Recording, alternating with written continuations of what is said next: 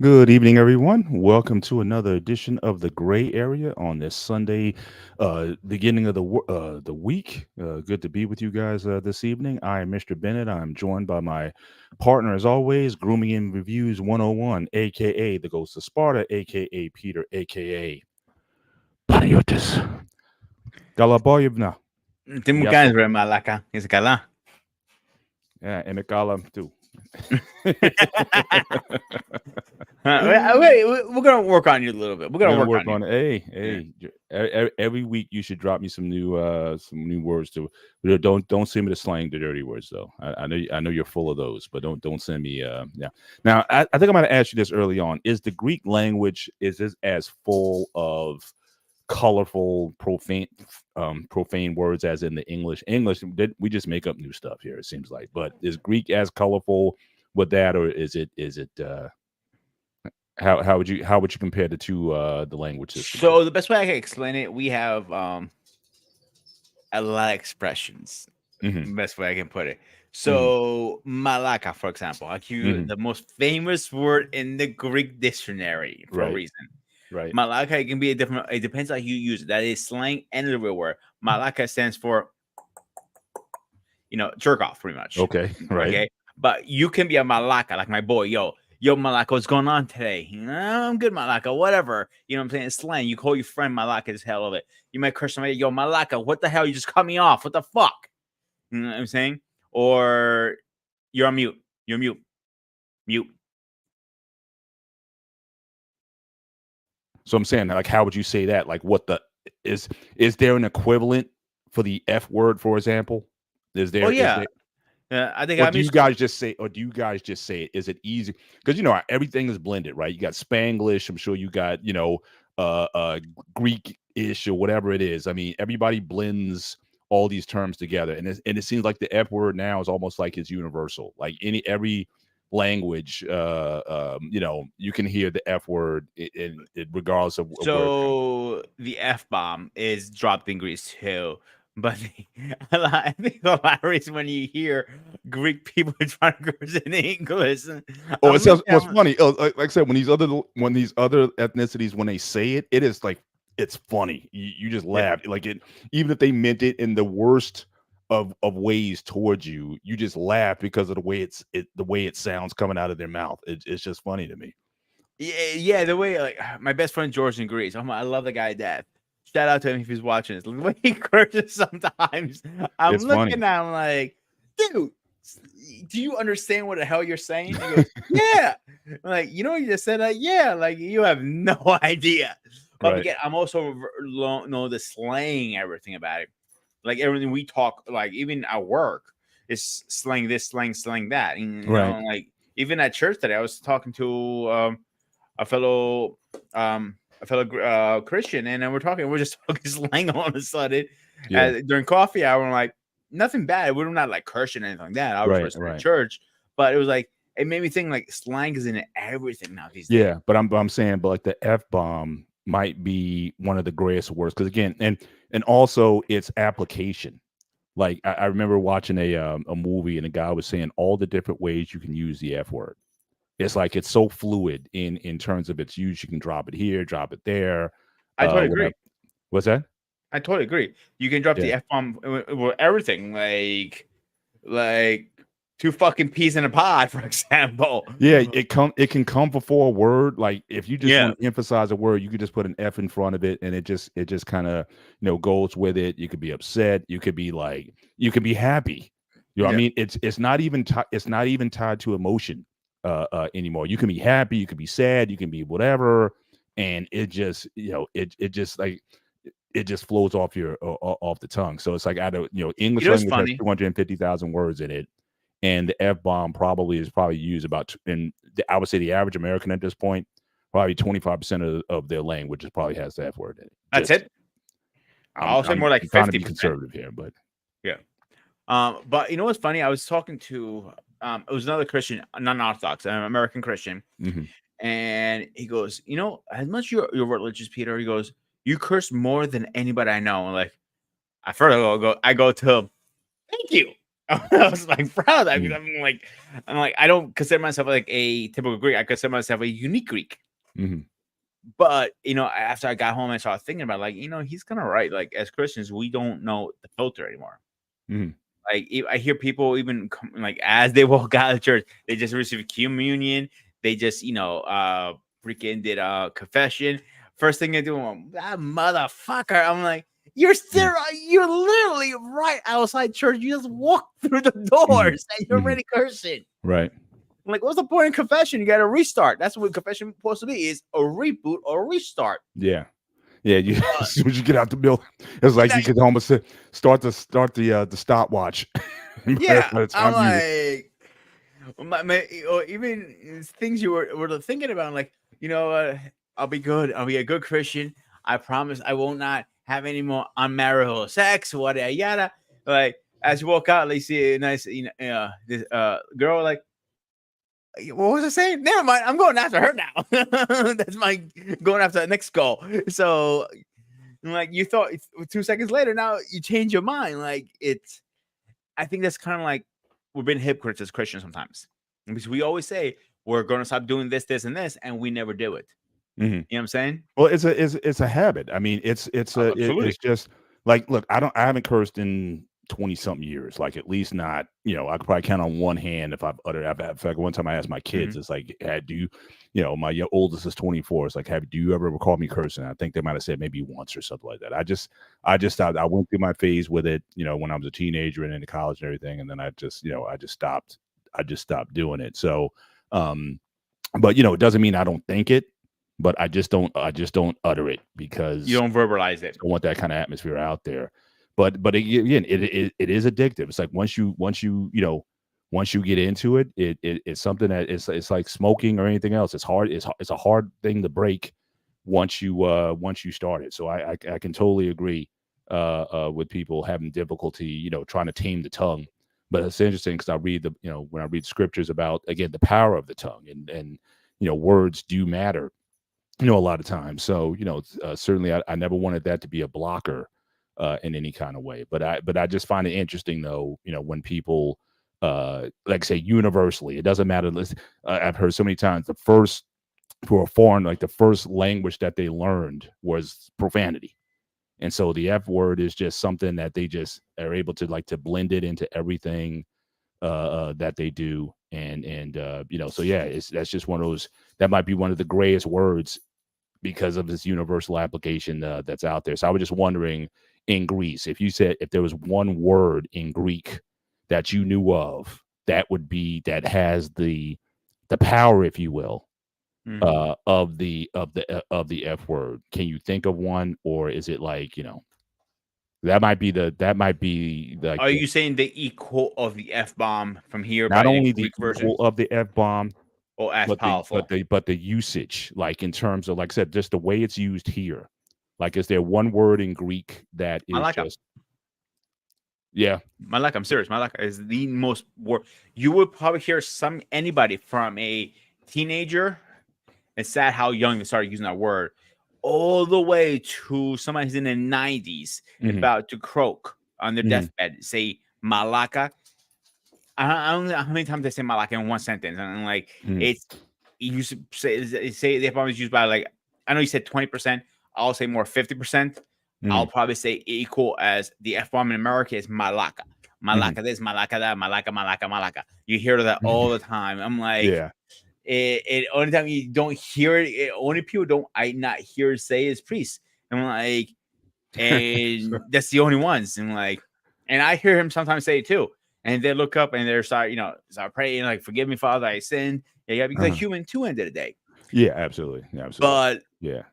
like I But use yeah, but it's just like but like I said, the F word, it's used as a verb, a noun, an expletive, an interjection. It's like any usage. It just has you call people it. If you bang your toe, you say it. You do, so it's so okay. So I guess that's something we can find commonality. And now again, in Nigerian or any other language that might be their Igbo language or Yoruba language or whatever. I don't know if there's an equivalent. Black Dave, if you want to drop a word in the back chat, that's where a profane word in your language has universal application. I'd be interested in, and anyone else in the chat, if you speak, if you have a mother tongue where you have a word that has universal application the way that the F word does in the English language, that's used, throughout.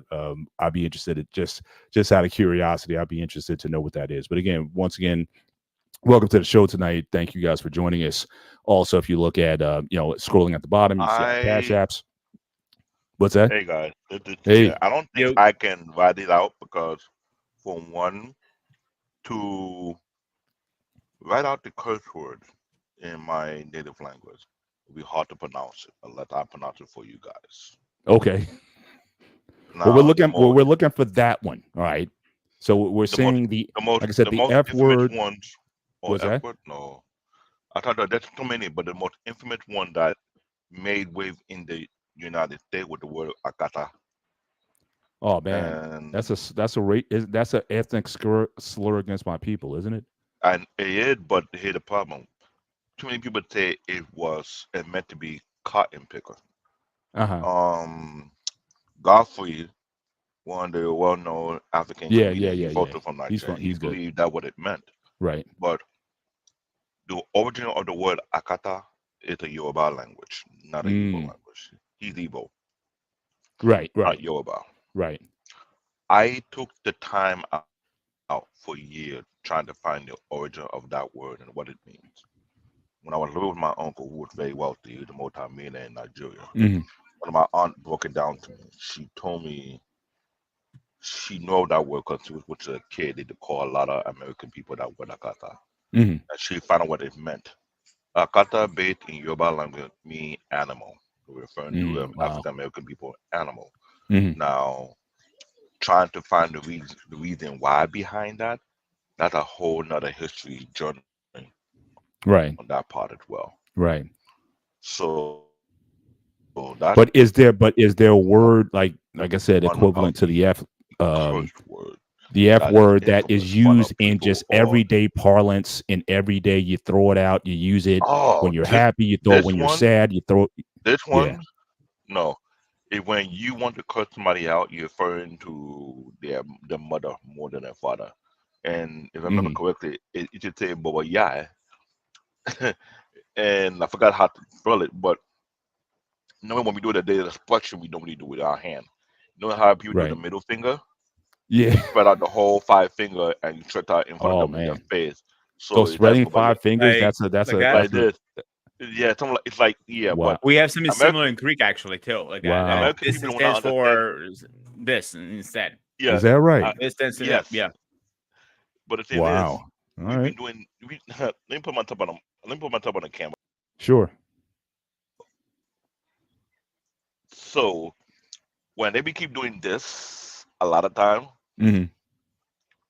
sometimes they joke about it, but most when they're angry, they'll say "Baba Yai," referring to the to the mother like "F your mother," Mm. or they say my baba. I mean "F your father." Iya Iya is mother. Baba is referring to father. Mm. So that's kind of like those type of typical. At me, I'll try to understand what this mean, but yeah, but what it doesn't mean, but one day it's almost like saying F your mother or F your father, but it's something much more deeper than that. Right. So there's a lot of curse words. There's a lot of crazy curse words in my Right. language. But Which let me all I'm right. not. So let me ask you though. So the F word. Actually, I'm starting to believe that the F word is probably amongst the most universal words in the world at this It point. is, but we don't say F word. It's said in the native language until the F word, when I become an F word, will be something else or entirely. So the Hmm. F word is universal. Yes, it is.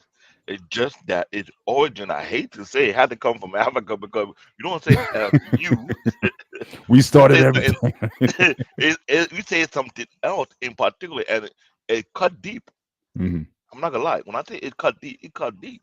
So Right. you watch a lot of African movie and see the type of culture they say in the native language. Mm.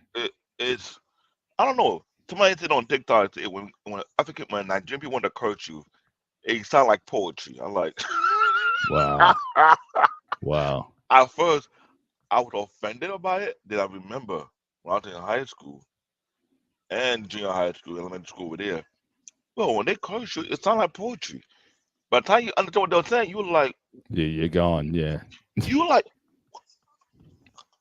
you're taken aback. You're like, oh my god, like Mm, what you trying to say? But that's how he normally does. right. So But even in your language, though, in your Yoruba language, you don't say literally the F word. Even because you know how like language now, especially in America, right? Everybody mhm, blends everything. So you'll say some English words, you'll mix it with some Yoruba or whatever it is. So I'm just saying the, the F word isn't part of the F word your right now in the a younger common generation, person's vernacular now, especially it when they're will be excited or it upset. will be it will be in the younger generation, yes, Okay. but be more of a remix. That's the problem. When I say Winky, what winky, winky, winky. not in that kind of way, but when I say it'll be a remix, it will not sound.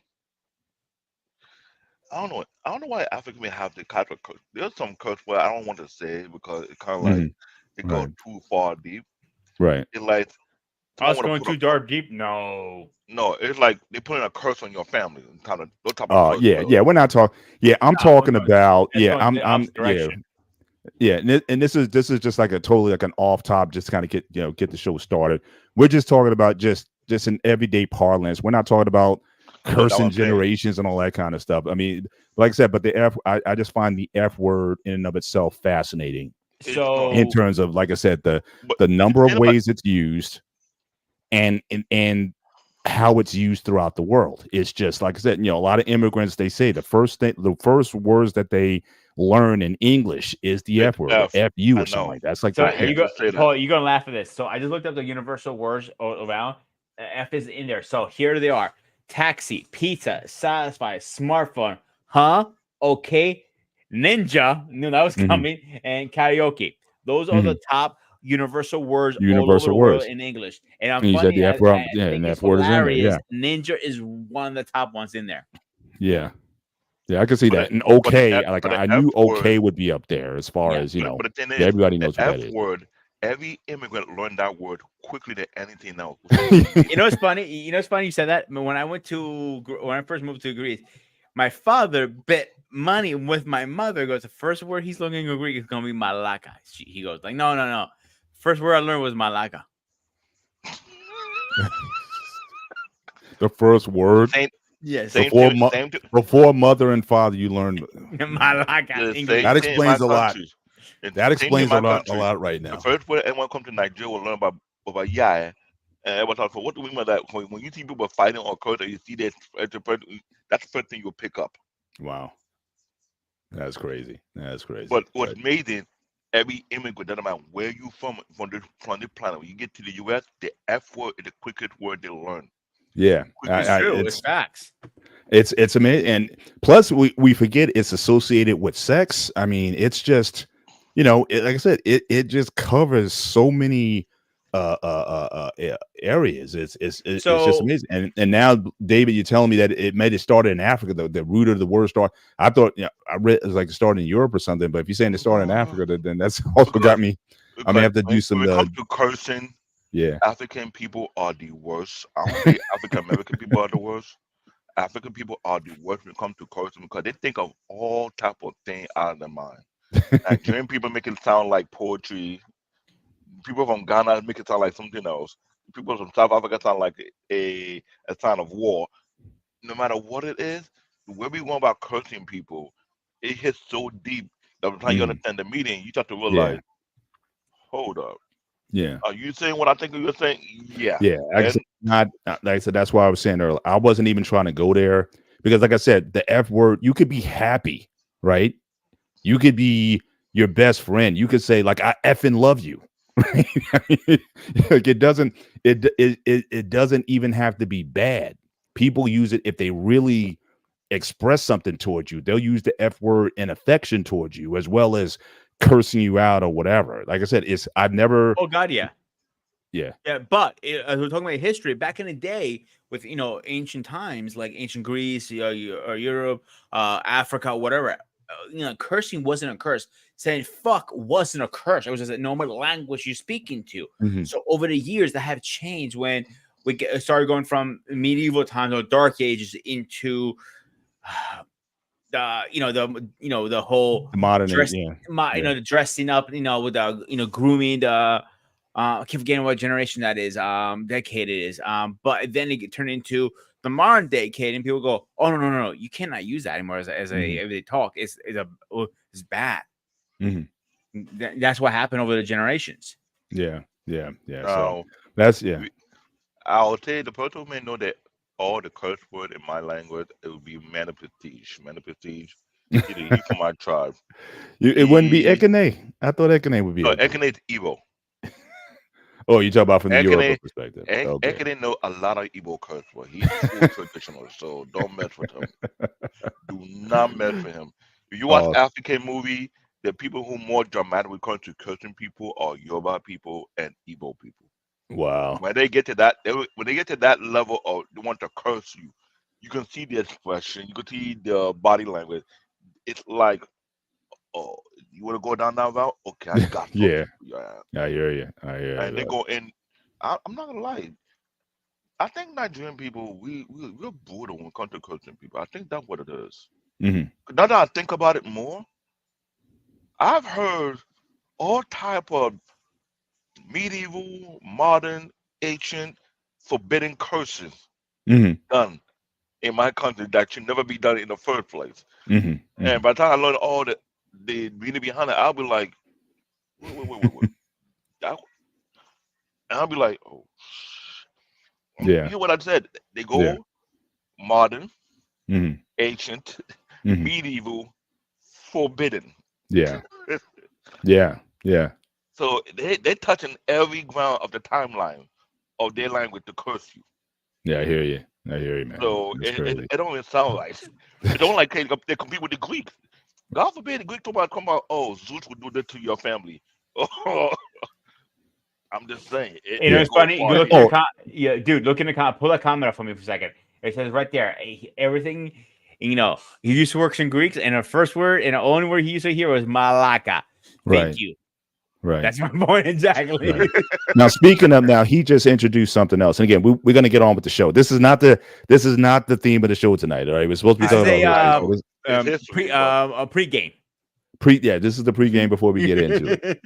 But what I also noticed, and P, you can probably back me up on this. Go for it. Jesus Christ is gaining universal application, even though I've never heard in another God, do they say in Greece, you have all these Greek gods from back in the day or whatever? Do people use great whatever, great Zeus? So okay, I actually really want to touch base on this really much. It's really important to me, this, because my father I grew up him cursing Holy Mary, Jesus Christ, and his ex. That's our biggest sin you can do it in any Greek household. I won't even say on air. That's how bad it is. Right. I'm saying, but was listening to this, he would probably strangle me through the screen. That's how bad it is. Right. Yeah. But similar to the F word, a lot of immigrants, they will use that word, in addition to the F word, in a way, even though they're not even Christian. They're not even. They could be Muslim, but I've never heard a Muslim person say anything about Allah in a profane way or anything else. But JC seems to be, I hate to say he's right because I did the same thing with Benedict. Every other person who are not a Christian from a different religious background, out of anger or hurt or any kind of thing, they don't never mention their God in profanity. Nope. Jesus. Nope. And when I hear that from their lip, the first came to my mind was like, hold up. Yeah. But you into Buddha. Why you say? Oh, a lot of these guys are atheists. They don't even believe in a God at all. That's even worse. It's like, wait a minute, I thought you didn't believe in Jesus. So why are you saying his name that way? When I atheist curse, say, I'm gonna but that's funny in my mind. But I thought God never existed. I'm like, so. I'm telling you, but in Africa, Jesus Christ became the top religious name to use in cursing, followed by all the other traditional God. They maybe, if you're a traditionalist, yeah. Hold on a second. Well, I gotta check my phone all the time with BMU. Mhm. I think that's the case. I I thought don't last know. question being here is the bike out of the ER yet? Or you know, it kind of got squished over the weekend. I think that's the case, but other than that, he want me to come But down. But seriously, no, those curses, some curses are really, you know, horrible. You're not supposed to say. Yeah, Everybody yeah. does it, unfortunately. But JC, like I said, anybody, you could be religious, a-religious, whatever it is, it's used across the board. So the F word, JC, if it's not in that list that you came on before, it's probably rising up the ranks, because I think it's the funniest thing in the world when an atheist uses it. But but, but it's just it's You part know of what the makes it's me just part of the laugh in a vernacular. way, and it's kind of sad. Us Christians know to use Jesus Christ and God in profound ways so many times. Mhm. Like I hear, you know, Jesus Christ, like, and like, you know, you're using God in vain. But then we Right. go pray to Him. He's probably looking down and tapping his foot, like, dude, you just cursed me out. Now you want my help? What the hell is this shit? Yeah, it's the weirdest thing. Well, even in like I said, in the Jewish language, if you look at like the Torah, they don't even spell his name. Like if you see it's like the G, and then the O is missing, and then the D. They don't even mention his name, just so that they don't take his name in vain. So they don't even write it out like that. But Yeah, yeah, I but like you said, Muslims don't even use Allah in vain. I believe. Correct me if I'm yeah, wrong. yeah. That's just maybe we can revisit this on another episode. Talk Yeah, about language and gods. I think we have a show. Don't we have a show upcoming? I think on I thought on God's religion or something like that. Maybe that's let something me we check can. my email because Yeah, I we can emailed the list visit of that BMU another because time. to be honest, I can't remember every little thing off my head. Yeah. But just want to But give a shout out to the chat. yeah, So again, we go for it. have Hunting Wisdom. Thank you for again coming in tonight. Appreciate you being here. Alexis from Texas, thank you for dropping in and seeing us tonight. Hopefully you'll enjoy the conversation. And congrats on your show last night. I was able to definitely peep some of it last night. So keep doing your thing. Again, Alexa, she has her show on Saturday nights on the BMU Network. And again, the BMU Network gives you content essentially every day of the week. And so we're definitely looking to grow this platform. So definitely you see our Cash App scrolling at the bottom. We'd appreciate any support you give us there, but also consider supporting the network. Consider becoming a member. Not only subscribe to the network, but become a member of the BMU network. BMU. He's really working hard to put out quality content from all different types of areas. There's something for everybody, certainly in this space. And so if you find this channel to be beneficial to you, then consider becoming a member. A paid member, and support this network monthly. But at the very least, again, drop us a Cash App, for the BND network. We'd appreciate all of it. But yeah. I'm sorry to cut you off. So next week we're talking about Greek God versus real God. So that's Okay. what you're probably thinking of. Okay. Yeah. I don't think it costs Father Costa going to be able to make it because we're That's getting fine. a home stretch with the I got you. That's Greek fine. Easter and stuff like that. That's So right. Yeah, your Easter's coming yeah. up, so certainly I would love to broach that with you as well. Yeah, we're going to on talk that, on on that. actually on Greek Easter. It falls on our show, so we're going There to you actually go. have So that we can have a conversation that certainly day. we can talk about that a little bit more, because I Yeah. don't think a lot of people knew that. Yeah.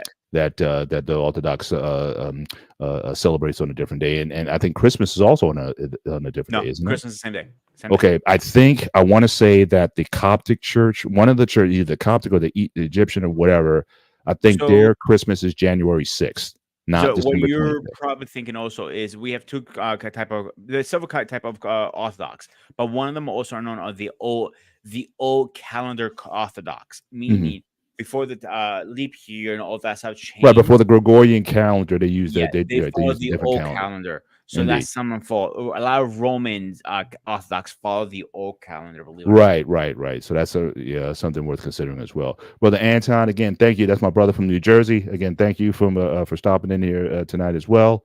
And looking forward to this conversation. But tonight we're dealing with, arguably, at least in my view, and Peter, I'll let you certainly have the floor on this in terms of why did you decide to pick this topic. But we're talking about history tonight. And this is, especially in recent years, this has become a major gray area, and I think it's going to be more challenging for people going forward in terms of even just the word history is becoming more so his story. And so, sometimes who's writing it, what perspective that we're taking on, more so looking at the facts of history. People, certainly historians, always are debating over, you can look at the data and, you can agree to the data, but the conclusions that you oftentimes come to, just like in science, not always coming to the same conclusion. But I want, Pete, since you brought the topic up for tonight's discussion, what was your motivation in bringing this up as a topic for discussion to talk about? It's very simple actually. I'm a huge fan of history. Hmm. Me and you have talked about history several times on Yeah. our private side. Right. I grew up in it. Simple Hmm. as that. You can, if you're Greek and you say you didn't grow up on it, you're not a real Greek in my eyes. Simple as that. Mm, mm, Because I can literally look outside my yard or my backyard or any part of my house in Greece. And I go, oh, there's the Acropolis. There's this, there's that. mhm, Or mhm, walking down Athens, like, oh, there's some ancient artifacts. They're digging a new mhm. house. They're doing construction. And Right. they're digging because it's hard to find new property in Athens, obviously. So they're Mhm, digging in an old house. All of a sudden, they want to go deeper for a bigger foundation or whatever the case is. Oh my mhm. God. Then now they found another house that was like over a couple million years under there, like we never knew about. All right. So, Hang on. Before I go any further, I have to address, I have to make a correction. Hunting Wisdom, I apologize. She says, I returned, she's subscribed, and I'm a lady.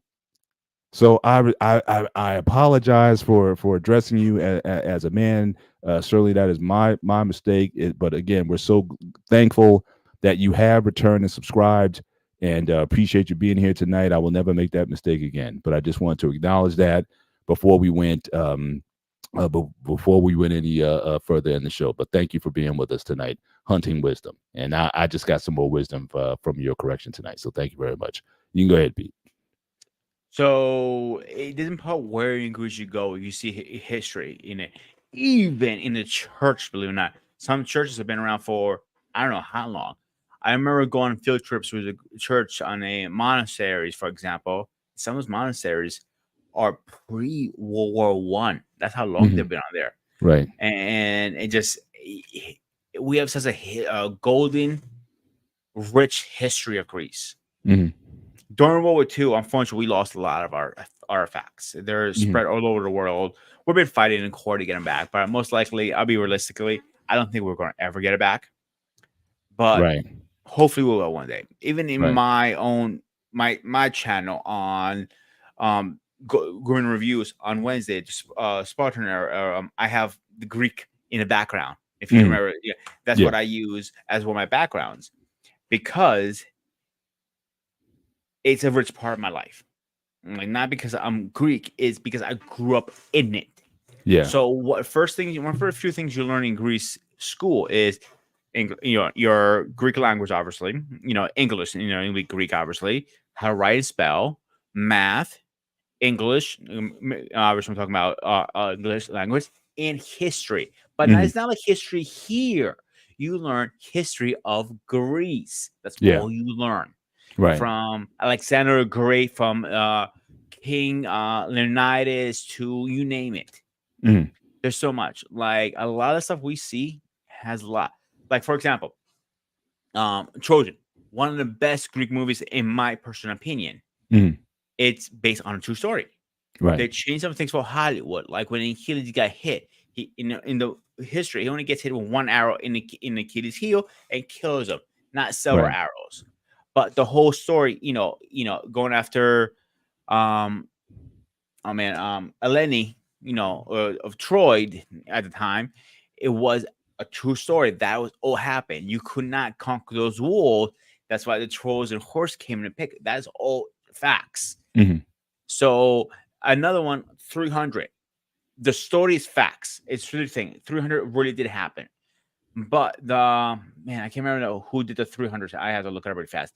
Hmm. Who the person who did the 300s was a big, big, big fan of the 300 story, and so that's why he actually did his own twist to it.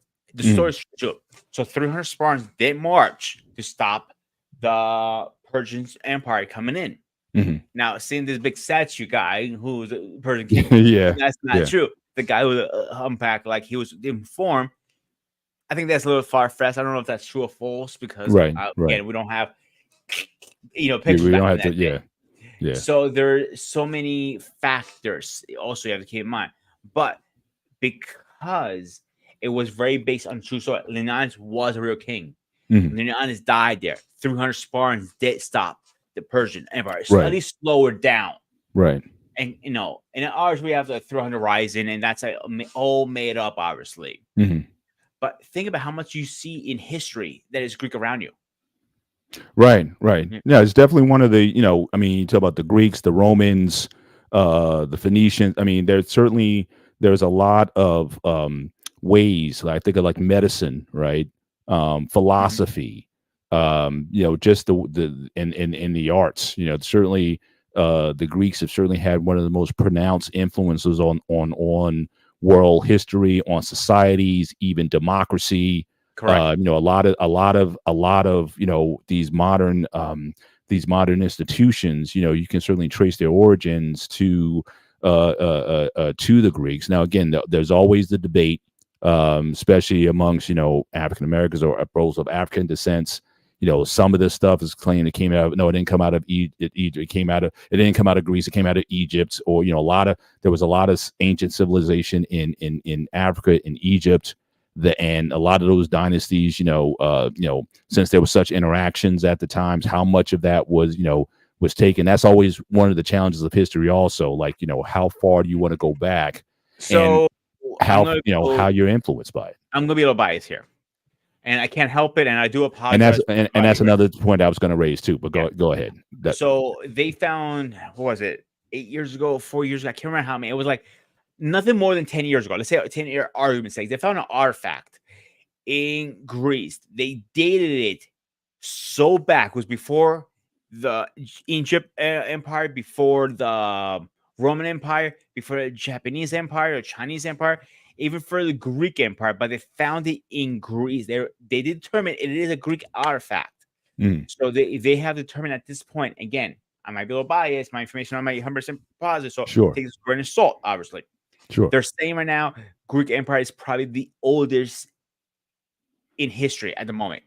Might be wrong, but now, that's so what is the general sense? I was just doing a quick look up before the show. Yeah. They said the Greek Empire, I think it started around 11 or 1200 BC, and then it went up to about 800. But then by the 800s, then you had the Romans came in, and the Roman Empire sort of overtook the Greek Empire and became so. So we also have to measure in terms, when you say empire, meaning the dominant world power at that particular time versus existing, because you can still exist. You might be still second fiddle to whomever, the Romans, whoever was in charge at the time, but you're still pretty big. I mean, you're not just going to go and invade Greece just off the rip, even though there's a power that's bigger than you. So sometimes getting the dates right in terms of how do you judge or how do you measure I mean, America is pretty easy, right? I mean, relatively speaking, when you talk about the U.S., we're arguably the younger democracies. I mean, we don't even matter. Absolutely. Yeah. Like 270, 200 something years that we've been in, 250 years we've been in existence. That's little compared to like the dynasties, the Ming dynasty, the Greeks, the Romans, or whatever. So we're we don't have the footprint that a lot of these ancient cultures and civilizations do. So from our perspective, it might be a little bit easier for us to kind of go back and know certain things. And even then, it's not without controversy because it's a pluralistic society, because it's we've had a lot of cultural change, especially in the last 70 years, how the society has changed in so many ways, and people are starting to re-examine history. And unfortunately, what's also happening here is people are trying to rewrite history here. So I mean, certainly as an African American, as an ADOS FBA member, there's a lot of concern with our people here, in that you see, especially in the South, a lot of these more conservative states, the states that were part of the Confederacy, how they're trying to rewrite history, take certain books out of the classrooms, rewriting or kind of what they call quote unquote whitewashing history in terms of the legacy of slavery in the country and whatnot. It's almost, so again, the problem oftentimes with our history is that it's, people are still debating, as people are still fighting over a lot of issues. And now the argument is, well, we don't want to make little kids feel bad about slavery from 200 years ago, so we'll just stop talking about it, or we'll talk about it briefly, but you always want to put like a nice face on it. And just getting back to the point that you said earlier about the bias, unfortunately, history is oftentimes written with a lot of bias, especially because, again, you're a proud Greek, you're a proud whatever you're from. Everybody wants to have put their best foot forward, right? The best image of themselves. Like America, we have this apple pie, Christian nation and all this kind of stuff that we like to, oftentimes portray ourselves to be. But again, we have some ugly parts of our history. And again, and that's the controversy right now, because certain people's like, oh, we shouldn't be talking about that. But it happened and people were affected. If you talk to the Native American people here, they might have a much different view of American history than that even I would. That, actually, I want to touch base before we move on a little bit. So if you remember a couple of shows back before we started the area on the barbershop, me and Manuel got into it a little bit about Black history. And when the statue leak came down, and I argued that it shouldn't have came down, because I believe you remember where you came from. So that gives us, it's a dark history. Greek, Spanish, Roman, I don't care. Everybody has a dark history in their culture. And unfortunately, American history has that the slavery time. So I felt, and I still stick to my guns, and he argues, and that's fine. He has his opinion. I like him as a person, and it's something we're going to disagree. We're going to disagree to agree. The statue should stay up. The reason is it reminds us where we came from. Because if you take it down, you're kind of erasing the history. Why erase it? It reminds you where you came from every day. Right. My only I guess I've had some pushback on that. Okay. Was the origin of the statues themselves. Most of those statues, most of those Confederate statues, they came up in the 1920s. So think about it. So you had the Confederacy that was there for decades earlier. The Civil War ended in 1865. And the problem with the old Confederates is that they're the ones that are driving the wedge between Black Americans and those of Caribbean descent. True. But the idea is that all those statues came up decades after the Civil War. So it wasn't that they were trying to remind you of history. They were trying to rewrite history because, again, they lost. And so the idea of why now, if you want to do it, like I said, after the war, you want to have certain memorials to just certain generals, fine. But the fact that they came up, and keep in mind, this all came up in that period of time in this country, the Jim Crow South. So it was almost like a reaction to the changes that were starting to happen in the country. And it was almost like a reassertion of the Confederacy, or the images, or the children of the Confederacy. So I don't think it was necessarily done in good faith. So that's why I don't mind the statues coming down, because I don't think they were ever put up in good faith to begin with. So that would be my pushback there. Yeah, if they go all the way back, but they're not. They're not even 100 years old. Those came early 20th century. Those statues came up. And that just was like almost like the South saying, yeah, we're still in a lot of, and you're kind of seeing it now. It's almost like they're kind of saying we're still the Confederacy. So again, when you talk about the rewriting of history, the book bannings that are taking place, the civil rights, again, all those rights that were earned in the 1960s, voting rights, you look at these state legislatures with the supermajorities and whatnot, it's almost as if they're saying the South will rise again. And that was a statement that was oftentimes raised by a lot of those people. The South will rise again, meaning, yeah, we were defeated, but we're not beaten. And slowly but surely, it seems like they've been asserting themselves to get back to how things were. And now we even have the number one movie in America right now is called Civil War. It's the surpassed Godzilla as the number one movie in America. So I think for a lot of people, people are concerned that we might be in a situation coming up very soon. I'm not trying to turn this into a political thing, but No, no. I'm The just only thing I pointing want out to, though that I the Hey want to guys, touch can I complexity say is of can I history. say Yeah, something as a foreigner? yeah, For anyone you're a who that foreigner. I need to know that. for I know, but for any immigrant who come in here to the country, we all learn one thing that's been common. The history that took place in the country have been rewritten too many times to the point whereby whoever that the monetary influential agenda trying to make sure that the true history is not being told because of every other civilization, America is like the ultimate contradiction. If we think about it, in every other my part of the world, the winner writes the story. It's not correct. yeah. I was going to raise that point too. That's a good point. But for some parent reader within the U.S., that's not even the case to begin with. Even so, there's so many other facts of history that being prevented to be taught in classes, with something that I mentioned to you, Mr. Bennett, how some of our African history have been dug out, and we Hmm. found out more about our history and our ancestors, plus our name of our nation, what it came Yeah, about, what was before that. right. So that's the thing about history. I would say is you have to trend lightly and look at both sides of the angle and trying to make some clarity to see what is really going on because I myself, I'm a big fan of history, but I don't like the contradiction or the hypocrisy. You really talking out that it's a missing piece to the puzzle to get clear understanding. I think that's what we have in the United States as it is Hmm. as a whole. Hmm. Right. But I think in a lot of ways, I think the nature of the United States, like I think for the most part, now again, Groomy, you can certainly go back to Hmm. on your side as far as Greek history. I mean, yes, Greece has had many.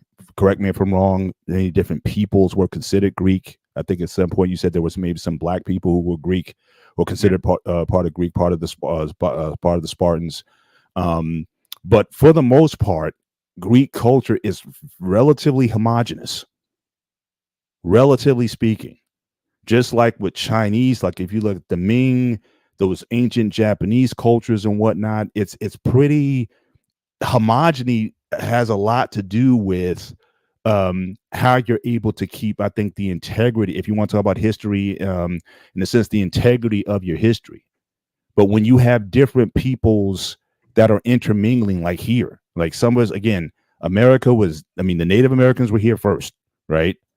And then you had the Europeans who brought their slaves with them. So we've had this sort of this melting pot or whatever you want to call it. And there's been, unfortunately, there have been winners and losers to Black David's point. And a lot of times the winners oftentimes get a chance to write the stories. And now, but you now have people who are trying to write from their perspective, their version of the story.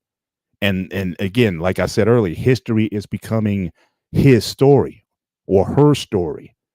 And the debate is who has the right perspective on the events, the things that happen. Like I said, we can all, a lot of us, we can agree on the events, but why things happen the way they did. What was the motivation behind certain things happening? Why wars were started, or what was behind certain initiatives? Because, and let's face it, I mean, human history, war got us here, basically. I mean, if you look at technology, if you look at all the advancements that we have in the world today, this um, podcast wouldn't be taking place right now if it wasn't for war, if it wasn't for satellites, the Cold War, getting to space first, and all those sort of things.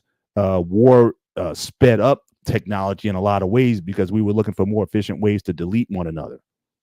And so, those inventions, gunpowder, or what were some of the ancient Greek weapons? Grooming spears, bow and Spear, arrows. but You know, I want to say bow and was it arrow. that wasn't what was that catapult? Wasn't that a Greek invention? The catapult, or who made So it? Greek fire was definitely a one of them too. Yeah, You're yeah. ever So heard. so again, all those modern advancements oftentimes came out of a hostile incentive or motivation for us to get here. And so so when we're So everybody's competing to get their story out first, and then also try to decide, who do we believe? And now it's becoming harder because again, we can't even sometimes agree even on the facts of history anymore. That's and I think I made a comment about that when we were talking about news when we're on I think it was either one of the barbershop or one of the Tuesday night shows. One of the problems today with people trying to have a good debate, nobody necessarily knows. No one has a fair arbitrator. You know what I'm saying? It's like I share a story. A friend of mine, a good friend of mine, we used to debate sports like all the time, like stats, history about the player, who was greater, this and that. Go to the stat book. Now, my friend, if I quoted a stat from something that he agreed with, then he validated the source. If I used the same source to disprove a point that he was making, he would invalidate the source. They're wrong about that one. They were right about the one that agreed with me, but they're wrong about the one that they're disagreeing with me about.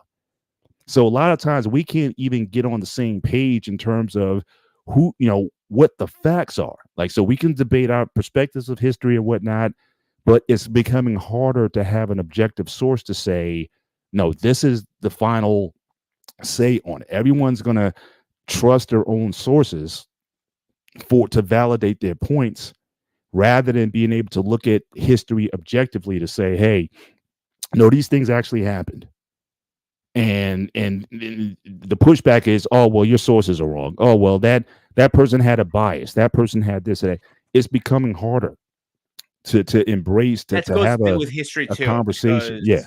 I have gotten screaming matches with people trying to tell me my facts are completely wrong about history. Yeah. I'm like, how am I wrong when I grew up in it and I have literally seen it? But see, the pushback would say that's the problem because you're in it. So you're going to be, as you started the show with, you said, I might be biased. And I'm honest at least about it. Exactly. But again, that's sometimes the problem in having the conversation, because you might be like the Acropolis, all that stuff is outside my door. I can see it. And people will still fight you on it because again, they have also their own bias.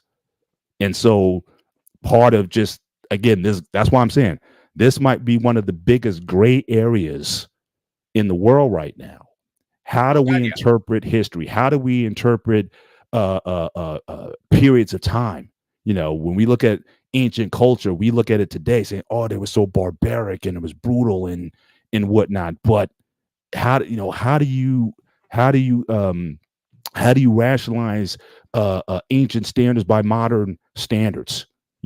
Child sacrifices or brutal treatment of people or whatnot. That we have Geneva Accords now in terms of how people need to be treated in wartime. But back in the day when everything was just like all bets are off, we burn people at the stake. We burn just all kinds of crazy stuff. I'm not going to argue the fact that it was barbaric and non-humane. I'm not going to argue that fact. I agree 100%. Some of them are disgusting. Let's be honest. I'm like, Vikings, great example when they raided a village. It was all free game. And like, you wanted to go ahead and rape 5 different women? Go ahead. No one's gonna stop you because it's a raid. You can do whatever you want. You want to, crucify a couple of priests? Go ahead. You know what? You go Valhalla for that. Yeah. I'm not gonna argue it was barbaric, cruel, and inhumane. That I'm not gonna argue. Yeah. What my argument statements are, like, for example, someone's arguing with Atlantis about with me. Atlantis is saying they have proven it's somewhere in Greece, but Greek government is not going to let them search for it because of the problems we had over the years of people stealing artifacts out of Greece. Okay, cool. But they're arguing the fact Atlantis was never in Greece. But they've already proven it on facts. It is in Greece. They have documents. It is in Greece, but they can't find the location of it. Right. Other fact, Alexandra, who from Alexander the Great, he opened the Great Library of Alexandria. It never existed in Greece, but there are facts. There's a whole town called Alexandra. Right. You telling me how's that? Like those are the facts I'm arguing now. Yeah. Yeah. You know what I'm saying? Yeah. Let, Like I said, I mean, let's not I forget think, the warring time yeah, in China when some kingdom got torn down or burned down to the ground. Certain tribe were wiped off from the face of the earth. exactly. Yeah. And I That's the thing. It's hard. Like I studied said, that in war. high school. Yeah. Like I said, war is exacting. And especially back then, war was total. You wanted to bury, like I said, like nobody knew about ancient Egypt for a long time. You know what I mean? Because it was like you had this ancient culture. They had astronomy. Like a lot of the technology almost had to be reinvented, right? Because back the Egyptians, they knew astronomy. They were able to chart planets. They had telescopes. They had all this stuff. Which after that civilization was wiped out, it wasn't until like hundreds of years later, when you had the Galileos and the Copernicuses and people like that. But that stuff existed in ancient Egypt. But again, once the sand kind of covered that area, stuff had to be dug up. And now we've had whole civilizations dug up that nobody knew existed before. So unfortunately, that's what oftentimes happens with war. War was like, again, we're not only looking to beat you or subject you, we're looking to wipe you off the face of the earth. We're not interested in your preservation. We're interested in ours. So yeah, you might have invented this first. We're going to take it and claim it as our own, or we're just going to just get rid of it altogether. I mean, so that's the problem, especially with ancient history as well, that again, it's hard to get a clear picture, or that again, the history has to be rewritten. Because again, like you said, a lot of these ancient things that people didn't think these places existed, archaeology is literally digging these places up out of hundreds of feet of sand or dirt or whatever, and they're discovering these places now. So history in modern time is very fluid, and we all have to be willing to, I think, accept the facts as they are and say, look, this is what you might have thought. Modern technology or modern discovery has found something different, and we need to adapt our thinking. But sometimes we get so attached to what we've been taught that a lot of times we don't want to necessarily go away from it. So it's a so I think that's it's a problem. But I think everything seems to be on the table now in terms of what we might have thought we knew of history, and come to find out later on we don't know it all. I was just watching, and again, this is relatively modern, certainly on the world on the world stage. The Kennedy assassination, or the deletion of Kennedy, right? Again, I was taught in school, who deleted JFK. That was like known. And then, but you always knew you had these conspiracy theories out in terms of it was a inside job, it was CIA or whatever. But again, there's been like breadcrumbs that this wasn't just one shooter. This wasn't just one thing. It's what might have been conspiratorial might actually have some legitimacy in terms of, hey, but then they got those files, what should have been released, but they're not releasing them anytime soon. Because it's like, so technically, it's, I think, what is it, 20 years? I think they say, or 30 years. I'm not sure the time. It depends on the level of classification, right? But certainly the Kennedy files, I believe that at the max they should have been released like 10 years. I think 50 years, I think, was supposed to be the limit, the absolute limit. But they found a way to finagle again where there's a lot of that information that's still locked down. It's almost as if they have no intention of ever releasing that public, or what they have to do is they have to wait until everybody who was ever associated with it died before they even consider releasing it. So yeah. So again, unfortunately there's interest, there's motivations in terms of what drives people to sell certain narratives. And again, had we known about these things, if I'm not mistaken, Paul, again, yeah. please correct me wrong. I know he's in the chat. Snowman, he's usually pretty good at stuff. He probably knows the exact dates. And to his Snowman's question, it was between the 30s and 40s when this Sphinx was. It wasn't between when they were discovered it. I actually, fun fact, I have an uncle who lives in Egypt. 30s and 40s. I thought it was known more so than that. I mean, I think one thing I did see was, I did know that the nose of the Sphinx was blown off. Yes. Because the problem with it is that the Sphinx had a nose like mine. Yes, that's correct. And they did not want people to know that, oh my gosh, this ancient civilization might have been persons of color or Africans or whatever you want to call them. And so that was something that, that people didn't want to acknowledge for a lot of years. And so they had to come back and again, but everyone is having everyone is having this rethinking of how we've been taught versus what was real. I'm a big, you talk about history. Back then it was, Yeah. it was black and white. Simple as that. That's the best way I can put it. Because this is me being a big history fan. I'm not, as much I love my Greek history, I also am educated in other histories, not because I'm a history major. I love history.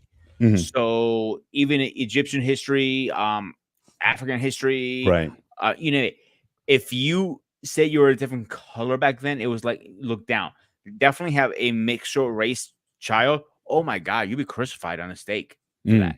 There was no such thing as mixing race back then. It happened, but you were like in a forest living on your own. If it happened, you never lived in a township. You were exiled if that happened. So a couple of these questions, like we don't want to look past what we know. I agree on that part you said. Yeah. So we need to start look past it. Like as much I am very hard-headed to come to my Greek stuff, but I'm also very educated. I found the documents, legit documents. If you're telling me, okay, Alexander the Great was not Greek, I'm gonna prove the documents. You say, okay, here's the websites, here's legit stuff.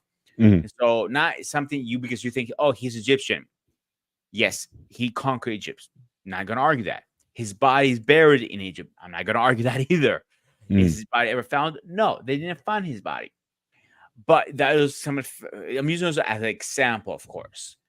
So there are a lot of black and white here.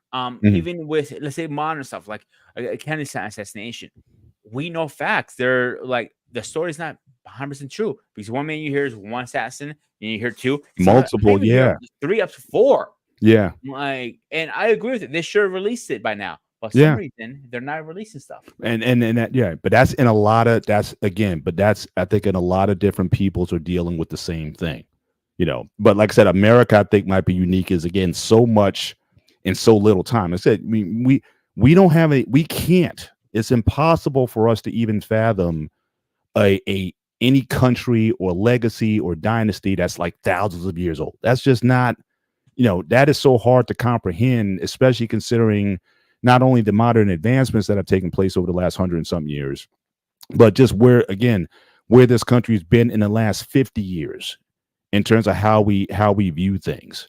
So for peoples to have that kind of continuity for that length of time is mind-boggling to us. And so everything is going to be on the table more so for us than I think it would be again for people from Greece or from China or from Japan. And even in Japan, it's like I was just reading before the show. Like I want to know, like, what are the Japanese people taught about World War II? And they really, again, they're taught it, but again, it's from like the Japanese perspective. They don't want to know. They don't teach about the rape of Nanking. They don't teach necessarily about Pearl Harbor. Or if they do, it's like, well, the reason we did it was because of this, Now, conversely, in Germany, now this is something I've understood.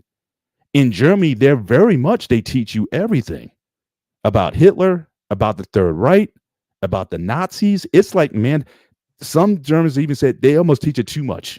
It's almost like it is mandatory that you must learn about Nazism, fascism, the Nazi, the Reich, the Third Reich. It is mandatory for as young as you're able to remember, because they're saying like they don't want people to make the mistakes of replicating that. And so, but where you came from, in other words, because they don't want to repeat. But here, like I said, it's happening now. That's the crazy thing about it. It is happening right now where they are trying to change history, rewrite it. They say like they don't even, like in Florida, like the books they were trying to come out with, they didn't want to even recognize that Rosa Parks, they take out the fact that she was a black woman. Well, why was she asked to take out her to give up her seat? Because she was black and she needed to sit in the back. in the going on a book. limb here for a second. I'm gonna go on a limb, and I know I might piss a lot of people by saying this, but I don't really care shit. I feel right now we're going through the second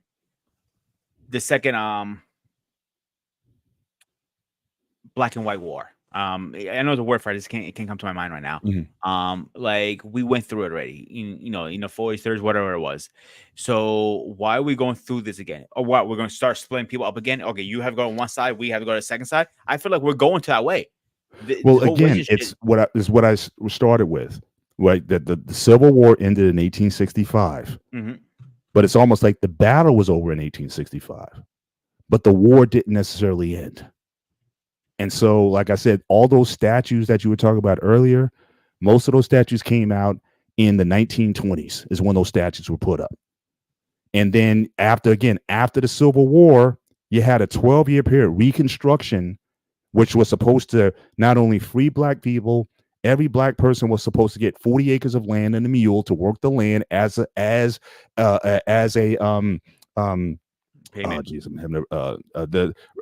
compensation or reparation. That was supposed to be our reparation, 40 acres of land and a mule so you can kind of rebuild and start yourself. We never got it. Then by 1876, there was the Compromise of 1876 that had a U.S. president to be elected. And part of him being elected, and I forget the name of the president off the top of my head, Anton, I know he's dropping bombs in the bag in terms of history. He could probably remind me. I want to say Buchanan, but the conditions of this person becoming president was that the troops, the Union troops, had to be pulled out of the South. That was called the 1876 Compromise that took the troops out of the South, and in replacement for that brought in Jim Crow. And we had almost 100 years of Jim Crow law. Segregation essentially started in the South. That's the word I'm looking for. Thank you. That's the word I was looking for. I feel we're going back to it. I'm not saying we're going there. It feels like but that. It feels that way. Look, to a lot of ADOS, FBA, African Americans, it does feel that way to us. It's like, what are we doing? I feel like I do because I have a lot of friends. Like, you're one of my good friends, and I feel for you guys. That's why I'm on these panels arguing these goddamn fucking facts. If I have to go to war, strap a goddamn fucking tank on my back and go to war with you, I will. I don't give a shit. But my point is trying to get to, we need to stop it before it gets too far. Yeah. But that gets into like politics, and that gets into I'm not going to politics. I'm not trying to go there. But I'm just saying. That's BMU side of the show, right? But I'm just letting you know that's the complexity of U.S. history versus arguably any other ancient history. It's almost like it's easier to talk about Greek history than it is about American history because of so much rapid turnover, so many different groups, so many different parties, so many different people affected. Like I said, talk to a Native American, talk to an African American, talk to an Italian, talk to a Jewish American, everybody, talk to a Japanese American. Again, they had the internment camps here during World War II for people just because they were Japanese. We're put in internment because it's like, back then it's like, look, you look like them, so we got to put you in a place. So there's been too. There's been so much turnover here. And like I said, relatively speaking, people keep forgetting how young America is. I don't know if we went back 1200 BC, what that first 200 and something years of Greece was at that time, how turbulent it was before they became the world power that they did, or the Romans or anybody else. But it was tribal for here for a long time. And again, we're still working it out. If we're even here 1,000 years from now, we might be telling a different story. But as it is right now, this is a fast moving train, and that train is trying to be taken in a lot of different directions. And even just the demographics of the country is changing. They're talking about by 2040, white people in the country are going to be the minority. They're going to go under 50% by 2045. And so for a lot of people, that worries them, that scares them. It's like, hey, we're all human beings, right? But for a lot of people, that's driving a lot of, again, this idea of we're being replaced, and people are acting in those fears. So again, our view of history, in fact, and it's sad because people have even taken terms like woke, which is generally like considered like a negative term. Woke's used to mean, oh, we were taught this about history or about a person or whatever, and now we're woke because now we understand what really happened because the truth is out, and now we understand what's really going on. Now woke means something totally different. Woke just means you're just trying to rewrite and just trying to blank out people or whatever. It's like, no, I thought woke was about understanding the truth of a situation. But people have demonized the word now. So if you go around talking about, well, I'm woke, now people look at you like, okay, there's another one. He's another radical. He's just trying to bury the history that's here. So again, so it's very charged here. But I think amongst Greeks, yes, I'm sure people may debate over peoples and times and wars that have taken place in Greece and historic figures. But I think here I think this is probably the most contentious place where history is argued. Fast. So when you were talking about when America first discovered all this stuff, so back then we were still going through a transition from the ancient kings to the modern kings. The first modern king was Otto. King Otto was the first. He's officially started, and I hold that very lightly, at 1815. But he was in the middle of transition from the old king into the new kingdom. So we were in a transition during that time. So it's kind of hard to say back then what was going on because there are no real documents when you transition from one monarchy to the next monarchy. Keep that in mind. Right. So with us, not acknowledging things, I agree with it. We don't acknowledge things till it's too late sometimes. Think about it. How often do we acknowledge something too is like, oh shit hit the fans. Now we can acknowledge, oh shit, this happened. Yeah. Let me ask you a general question. Yes, I am really Greek. Well, you see, that's what you say, but now history again. Now I asked you a couple shows ago, would you be willing to take a DNA test to verify how Greek I'm actually really been thinking about it. I'm not gonna lie to you. I've been thinking about it, Liddy. But you said before you're scared. What if you're only 80%? What if you're 75%? What if you got a little brother in there? What if some African in there? I see that nose isn't quite straight. It's a little round. Listen, mine has been broken so many times. I don't know. But what if there's something there that are you gonna feel less Greek because you may have come from a different, and again, but that's a real thing, just I'm kidding with you, but for a lot of people, in terms of if they had to know, like I know for Italians for a long time, they didn't necessarily want to recognize that a lot of them have a lot of African DNA. When Hannibal went to those mountains and whatnot, those dudes, they got the women, right? It's like, remember that line from Conan the Barbarian, right? What's best in life? Crush your enemies, see them driven before you, and to hear the lamentations of the women, right? Yeah. So that's what they did. This is the argument I get a lot with Sicilians, and it says Sicilia was mostly African Americans who lived there, right? Yeah. And all of a sudden, oh no. I'm like, yeah, it's facts. It's and some it's only 1 or 2% would tell me, yes, Peter, you are 100% right. We do have black ancestors in us, and the other half is like, no, we're complete white. All this, I'm like, why does it fucking make a difference? But that's the problem with it. It, for some people, is they've been made, and again, that gets into a whole nother aspect that I don't even want to talk about. We might want to have a show, a serious show, talk about race, and that whole thing. We may want to go into that eventually, but I want to keep it in this space. Back to your original question: if I came back and I had like say 20%, whatever, non-Greek, just say non-Greek, African for argument's sake, right, or non-Greek, like you said, be okay with it. To be honest with you, yeah. I thought about it, but it doesn't. If my DNA says I'm something else, it doesn't change where I came from. Right. You cannot take that away from me. Yeah, you and like I said, for most ADOS FBA African Americans, we've come to accept that again, we don't have a home. We can talk about Africa all we want to. The average ADOS FBA is about anywhere from between 15 and 20% non-African DNA, and even that African DNA is from all over Western Africa for the most part. So we come to an understanding that really our history starts here. We can embrace Africa. We can talk about, that's our ancestral home and whatnot. But again, it's homes because again, we're all spread out. I showed you share with people my DNA breakdown on the show we did some time back. And but again, so for us, our history for the most part starts here in terms of let's go about that DNA test. But I gotta speak on that too, because go for it. You know you are honorary Nigerian. Shay is 95% Nigerian, and he did a DNA test about that, and it came back.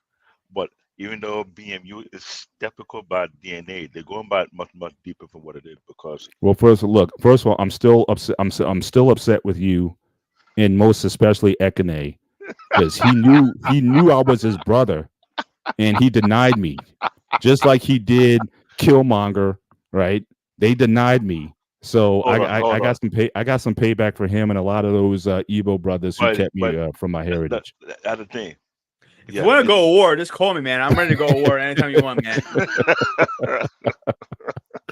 So I'm still swole about that. But it's good. It's good. Yeah. But I want to ask you the question I was driving at. And I didn't want to get off the when I talked about Hannibal, for example. The general question is, how do we determine greatness? Because you got all these people, Alexander the Great and Hannibal and, all the Egyptian kings and these military, someone mentioned Napoleon earlier. We use these terms when it comes to people in history. But how can we summarize, or should we even be using words like that? Okay, I can talk about Alexander the Great. A deeper question. I studied him massively over the years. So the difference about Alexander the Great versus the other Greek empires or conquerors, you want to call them? Mm-hmm. He when he conquered a region or a country, he didn't want you to change your religion. He didn't want to change your language, change nothing. The only thing that changed, who's your king, your taxes are getting paid to. That's all he did. Mm-hmm. Mm-hmm. So that's why he was able to conquer so much land, because people go, oh, wait a minute, you're not going to make me believe in your gods? No. But you're not going to make me learn Greek? No. You're not. No. You're going to continue living your life normally like it was. The only thing different is now you're under my empire. Mm-hmm. Oh, I can get behind that. Here's the taxes saying, sign me up. And that's why his army grew. And one story, and this is one of fascinates me with him, they're running out of water and they're on this tour now from from country to country, and the soldiers pass them the last water. It goes, Your Highness, this is the last one. We want you to have it. All men want it. He opened it, dumped it on the ground. He goes, my men drink, I don't drink. Mm-hmm. So he lived his life like a soldier, like it was. He was a very young soldier. I believe he started he was 12, 13 in his teen years. I remember that much. Mm-hmm. But as he grew into a soldier with his men. He took him very slowly, but he didn't change anything. He kept everything the same. That's what made him. That's why he got the name Alexander the Great, because he did not change it. That's why they call him the greatest king of the ancient times. Right. Gotcha. So, but I guess if someone had a pushback, he still conquered. Which is going to be the case with anybody. Not going to argue that one bit. Yeah, like I said, the terms of the surrender, you can be paid. Like I said, some back in the day, some empires like they just wiped you out. They just like done. You're done.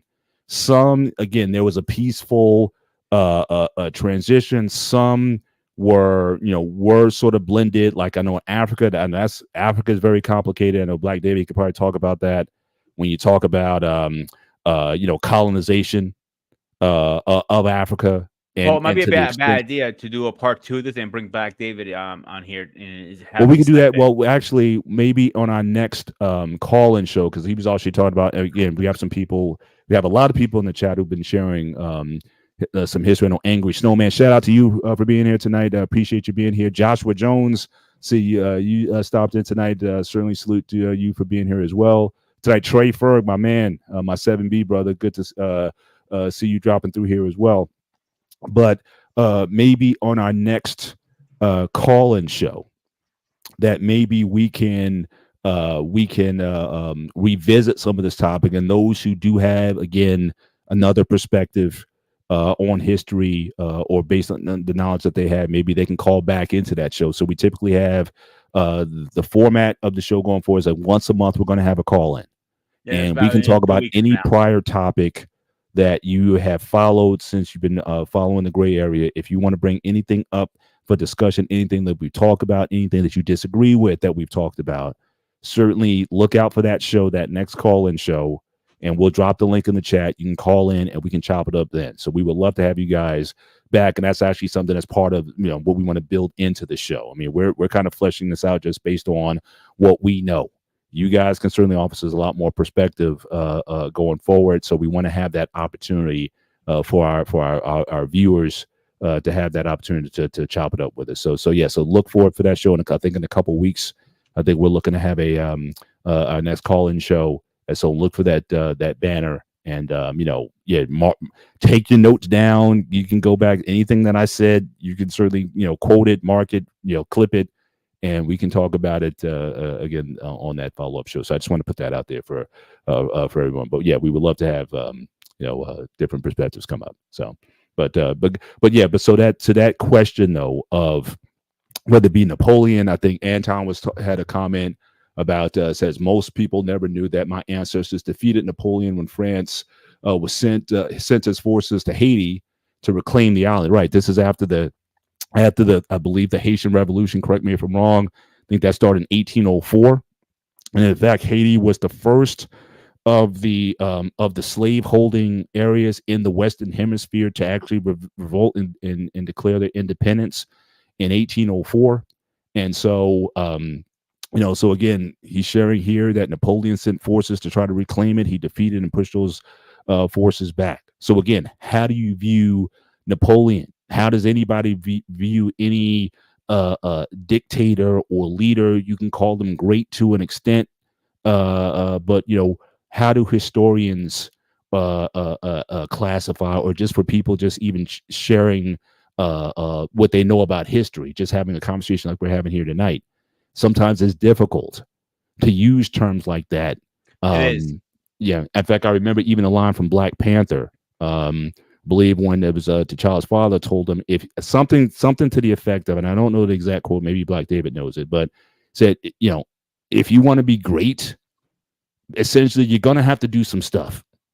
You know what I'm saying? It's like, you're not gonna just be this benevolent leader person or whatever. You're gonna have to get your hands dirty sometimes if you truly want to be great. And obviously in the movie, as we know from Black Panther, he discovered what happened with Killmonger and his father and all that kind of stuff, and he had to address those wise men and check them on what they did, and said, you were wrong for leaving them there, and all that stuff. So I don't know if from a historical perspective, can you be great without blood, or can you be great without again doing some inhumane things? When we looking and visiting these people, and you're like, oh my gosh, it's like, we have it even here, like, U.S. presidents, everyone loves Kennedy here, like, like he was this great, the image of Camelot and all that kind of stuff.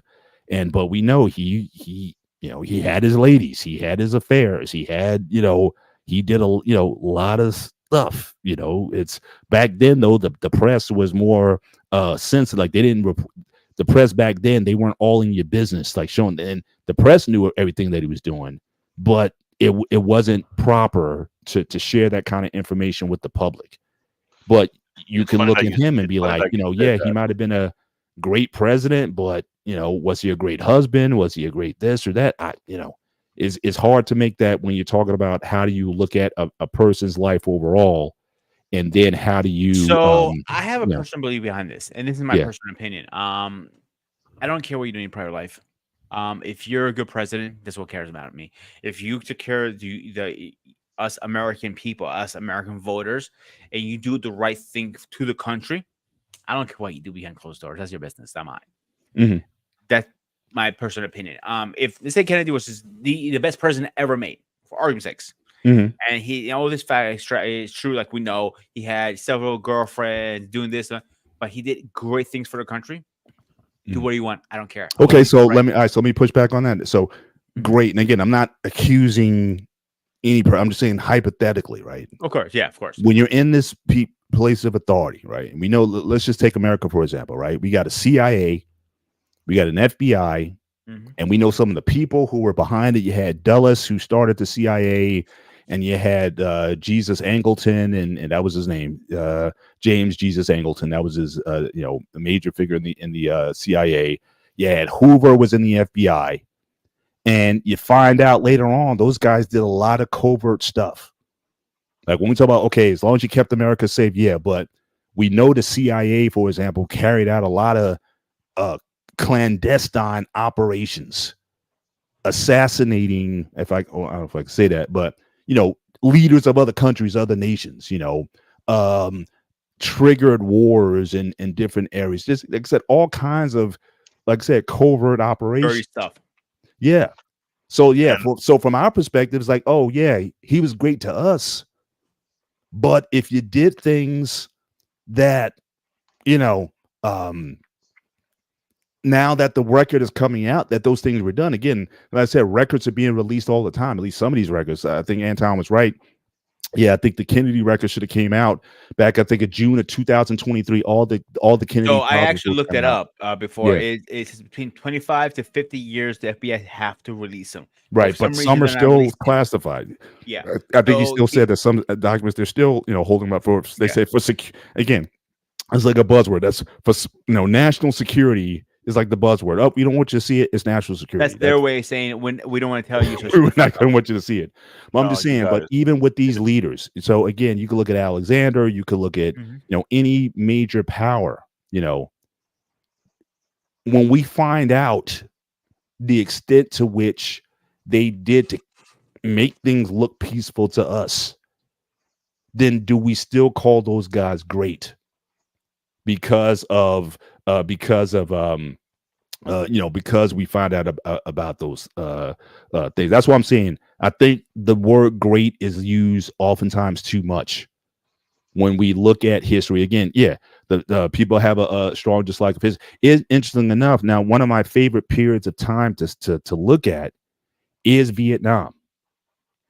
And the French have a lot to do with Vietnam, why we got in, and the promises that were made. And that's the problem with history also. Again, a lot of these things that leaders do, a lot of times it comes back to bite us in the butt later on. Like people talk about 9/11 and all that. Well, we created those guys. We talk about Iran. We were responsible for some of that stuff. And when it comes to Vietnam, again, the people who we fought, we were supposed to help them. Okay. The guy Chiang Kai Ho Chi Minh, he worked for the Allies in World War II against, Japan. It was like, look, you guys do spy work. You guys help us. When this war is over, then you get your independence. So Vietnam was supposed to be independent of France after 1945, post-war. But France didn't want to let them go. France reneged on the deal. it's And funny that you so mentioned then the they went to independence. war with France, and they beat the French. This is in the 50s. And that's when the US started backing France because France is their ally. And so really the Vietnam War started really in the mid 50s, not the 60s and 70s as it's normally portrayed. It goes way back, but it goes back because promises were made that weren't kept.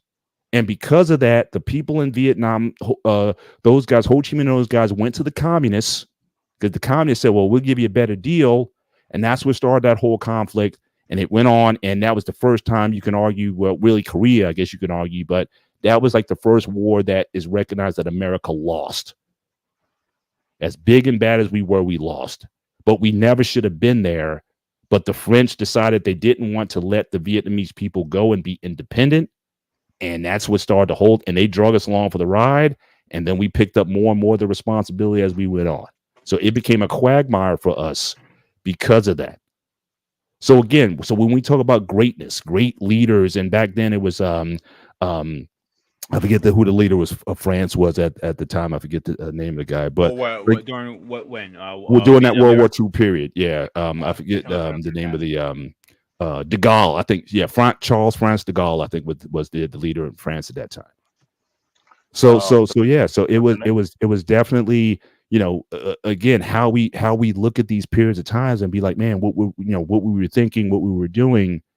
When you look at great people, again, a lot of that stuff has to be taken sort of with a, until we get all the history, it's hard to make that evaluation. But we put statues up of these people and murals and banners and pictures and stuff like that, and be like, hey, but we found out the real, like what they had to do, the dirty stuff. We may not be so charitable to their legacy. And I think and that's what happens with a lot of people, like actors. And John Wayne, right, was this great American actor, and back in the 40s and 50s, and he was this big time guy. And then you found out some of the views that he had, and people start to look at you differently once all your business comes out. And I think that's a major problem of history, is that, again, until we get the whole stories, it's very hard to make we're only taking like a snapshot of a person's life, but we don't recognize everything that was going on. I saw the Bob Marley pick recently. Now, again, that was a family project, but my man had like 13 kids by like 9 to 11 different women, something like that. They barely touched on it in the movie, But again, how do you measure, him as a man? Then you say, well, it's complex, right? That's kind of like our drawback. Well, it's complex, but but that's the problem oftentimes with studying history. It's like the conclusions that we come through based on the information that we have, and the problem is we don't always have all of the right information. Black David, you still there? I think you were trying to say something. Sorry, I didn't mean to cut you off. I had that thing highlighted for a reason, because when you mentioned about the French have done many atrocities across the globe. When Anton mentioned that Haiti got their independence about 1804, that's being documented as the first African nation that got their independence, way ahead of any African nation. Right. Because most African nations didn't get this until like the 50s and 60s, right? There was like a domino in Africa. All these independent states, like in the 60s, I think, right? And right now, you have Burkina Faso, Niger, and Mali are all former French colony, completely French colony.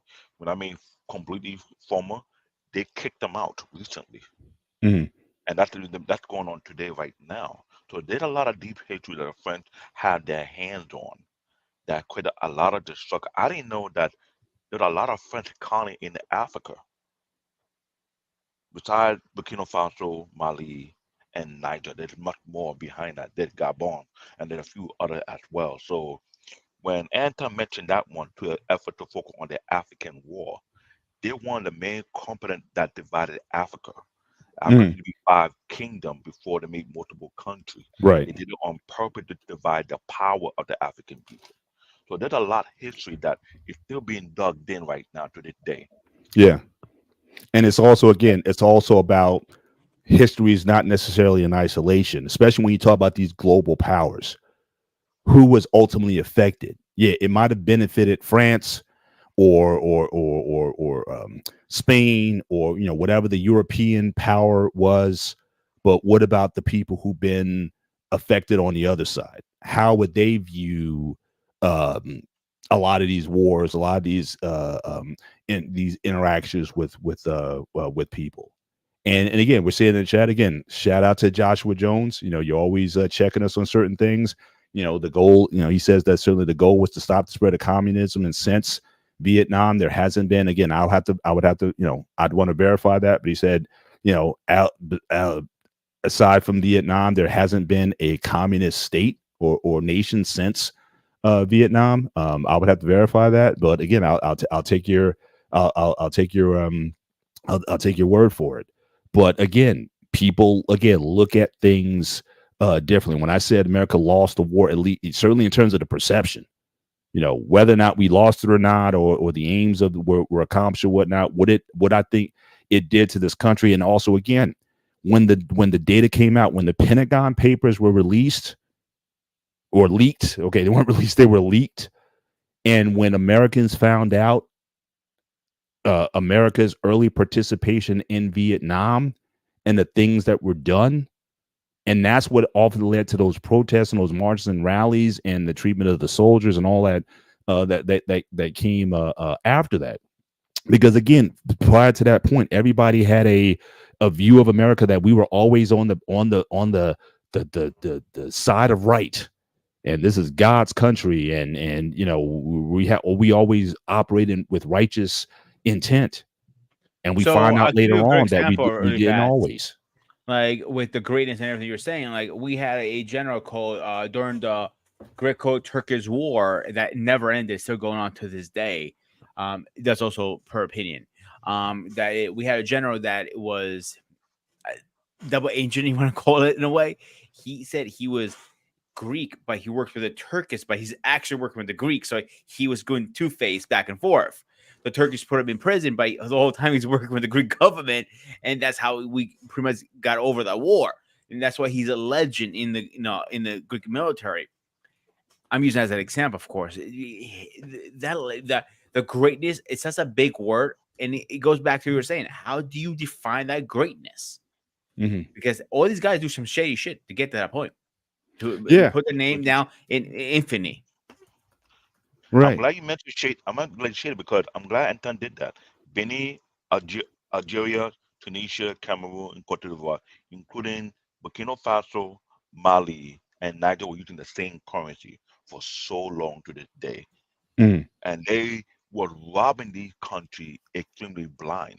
So you can imagine what was going on for so many years until those top three when I mentioned that they had enough. They kick out the French nationalists out of their country completely. Burkina Faso was the first one that did that and shut down the border. After that was Niger and Mali. Right now, women had it, the leader in Gabon was trying to tell them to come back to ECOWAS, which have a connection with the French, but they don't want nothing to do with that. And they're also introducing their own new currency right now to speak. Mm. That has been a word out going on in Africa. There's a lot going on in Africa right now concerning the French right now, which is a big, big deal. So I'm glad Yeah. you're speaking about this. Yeah. So it has certainly implications for the present in terms of, again, the alliances that we have, the relationships that have been formed, but it also has but it also reflects again on history, right? And how, again, how do we perceive history? How are we supposed to think about these things, especially when we want to, because history can get romantic, but again, it's not shared by everyone the same way. So again, the great empires, the great leaders, and again, it doesn't matter. And we know, and again, you're right, Groom, when you're talking about different people that personalize. Again, all these guys, Martin Luther King, and we know all these guys had their dalliances. Yeah, even Martin Luther King, like people think he was a saint, Yeah. but he wasn't. He was. Yeah. So he was pretty.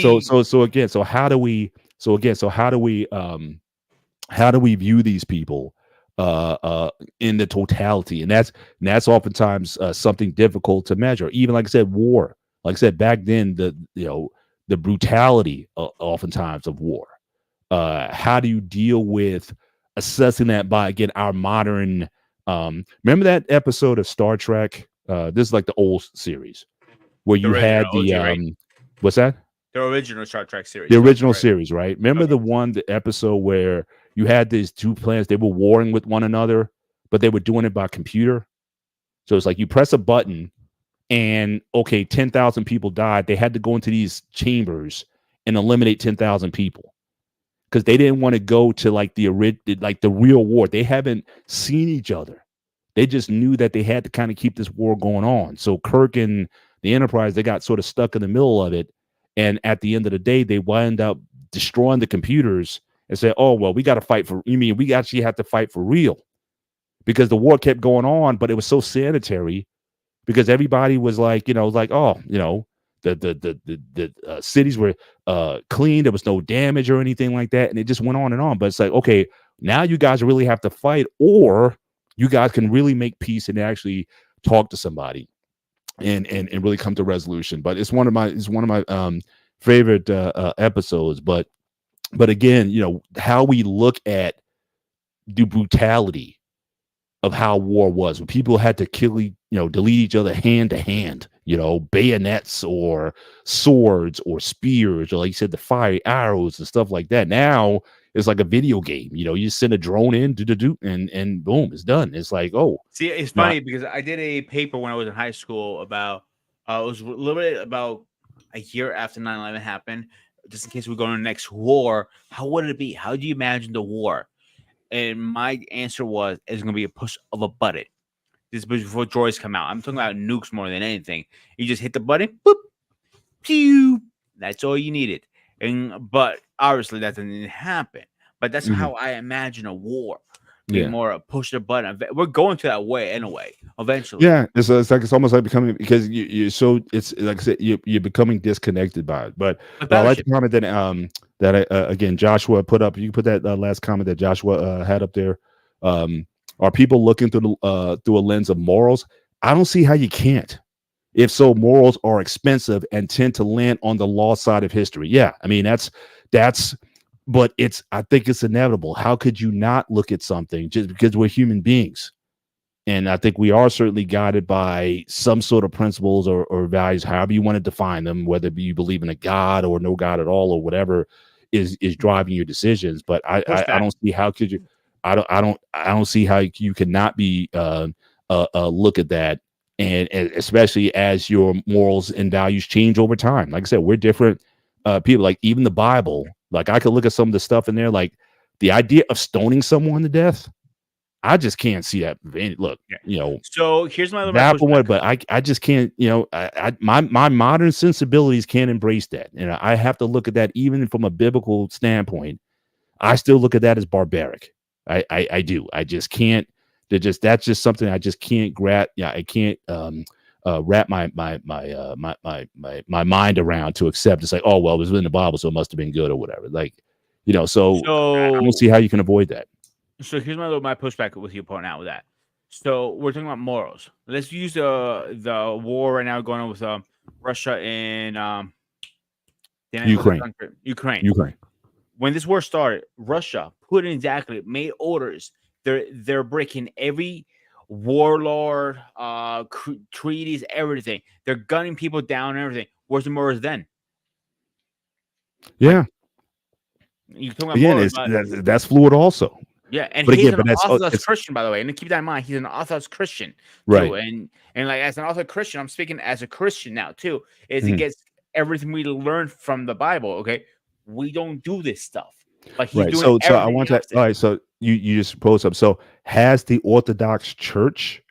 Because I know there's a Russian Orthodox, there's a Greek Orthodox, whatever. Again, we had the talk with Father Casadino.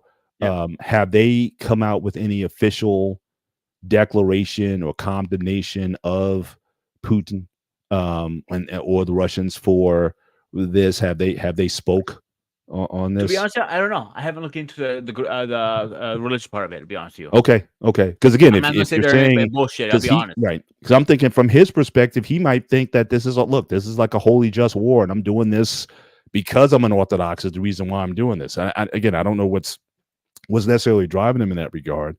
But he may think so. But again, I'd be interested to know if the Orthodox Church, the Russian Orthodox, or whoever he feels he has, allied with, have they come out with any official declaration? But it's interesting. But the similar thing happened, and again, World War II. I mean, with Germany, the church at the time, and again, I'm not saying Hitler was this Christian guy or whatever, but were they silent?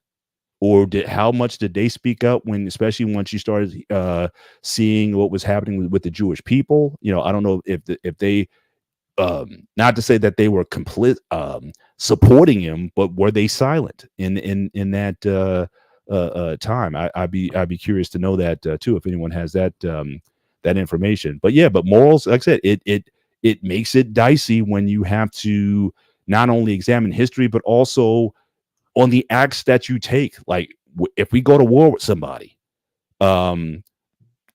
what's really driving that? Do we have all the information before we enact the tolls that we do on people? And we're seeing it now. Certainly, we're seeing it with the. I'm not trying to get this channel flagged in any way, but there's conflicts. I'll just say there's conflicts going on, and there's tolls being taken that people are disagreeing about. I'll just leave it there. But it does make it difficult when you have to make these sort of that he's saying that they're cool with it. That would be it. That'd be a surprise for me. No offense, bud, but I have a hard time believing that personally. Mm-hmm, mm-hmm. Yeah, and like I said, we there's parts of the Bible. Yeah, I'd say go in there and kill everybody, man, woman, and child. Yeah, that's again, even for me, that's some stuff that again in my current sensibilities, that's difficult to wrap my mind around. But again, but it's the same thing. Is what I was saying earlier. It's like, are we even in position to judge that? Because again, if that was sort of like the rules of engagement for a given time, like I said, now we're under this, these different accords now in terms of how wars are fought. Now there's certain places you're not supposed to bomb. You're not supposed to bomb hospitals and the stuff like that. I'm just a product of that. But yeah, if that's the way everybody fought back then am I to say that, okay, that was so wrong? I might be out. I admit, Joshua, I might be out of sorts for that. I acknowledge that. So I'm reading this right now. It's difficult though, thing to wrap my head around. Go ahead. So they're saying on this document I'm reading right now, is the Orthodox Russian Church is against his actions and are asking for him to be resigned, effective immediately from March 30th to 2024. This was published. The document. So it just came out. Yeah, this came out. They want him, dethroned. Everybody wants him dethroned, no matter what. Even a general went after him, if you remember, and he goes, "I got more guns than you, so nice try, buddy." So yeah. That's a whole different story. We're not even going there, but we're talking about the whole power of war thing right now and the history of it. They're not cool with it because it goes against everything the Bible says. I'm talking about the Orthodox. I'm not talking about Christian. And this war has been going on for like almost 3 years. So again, 2 years ago, I think it was 2 years. Well, again, they already had parts of Crimea already, right? And then they kind of went into this further incursion. But the bottom line is the fact that they're just coming out this like a couple weeks ago, and this has been going on for so long. So again, sometimes people say your silence is complicit. Is that you're being complicit? So. It's difficult. But that's the thing. We're dealing with this in real time, and it's going to be interesting 50 years from now, 100 years from now, how people are going to look at this history, the history that's being formed right now. Who's going to be telling it, and from whose perspective? I mean, the Ukrainians are going to have a different version of events than the Russians do. Or at least the leaders in those, and that's the thing too. You're talking about the leaders. So I'm sorry to cut you off. If you read further down the document, yeah, some people are calling this the Holy War of Russia. Right. So it depends who you want to listen to. Now, that's like personally, as a Christian Orthodox, I don't see this in Holy War. Number one, two, I see this as a devil's war to just stir shit up. Like that's how I look at it. Right. Yeah. It's so again, the fact that we're having difficulty now, or people are having difficulty now trying to wrap their heads around current events and where things are going. Again, you got the Israelis and the Palestinians, that thing that's going on right now, the protests, like just local news here, Columbia University, you had a rabbi saying that, basically some of the Jewish students to stay home because it's becoming a hostile environment. There've been a lot of protests over the weekend. It's hard to wrap our minds around how to process current events as they are happening now. It's Now not like imagine going back not like easy. hundreds, if not thousands of years, trying to wrap our heads around these type of events and either trying to find justification for them or what's the proper redress of these issues. Like when you talk about Africa, Black David, or if you talk about the slavery in the West, Western Hemisphere, the transatlantic slave trade, how do we, come to some conclusions on that everybody can kind of get behind? And that's just becoming more increasingly impossible to do. I mean, I've heard people say slavery was the best thing that happened to us No, it I didn't. would not because say if it that. wasn't for that, then I wouldn't be here, I guess, talking I on would. this gray area show. So people Yeah, find ways to justify, whatever. Go ahead, Black David. I'm glad you say that because on TikTok, I've been jumping in on a lot of African podcasts discussing about the history and the current event that's taking place in Africa. Where it's not about Mali, it's about Burkina Faso. If it's not Burkina Faso, it's about Niger and about future coup that might take Yeah, place. yeah, Because when Anton mentioned Haiti, I had to remind myself Haiti was the first nation to fight against the French to get their independence, 1804.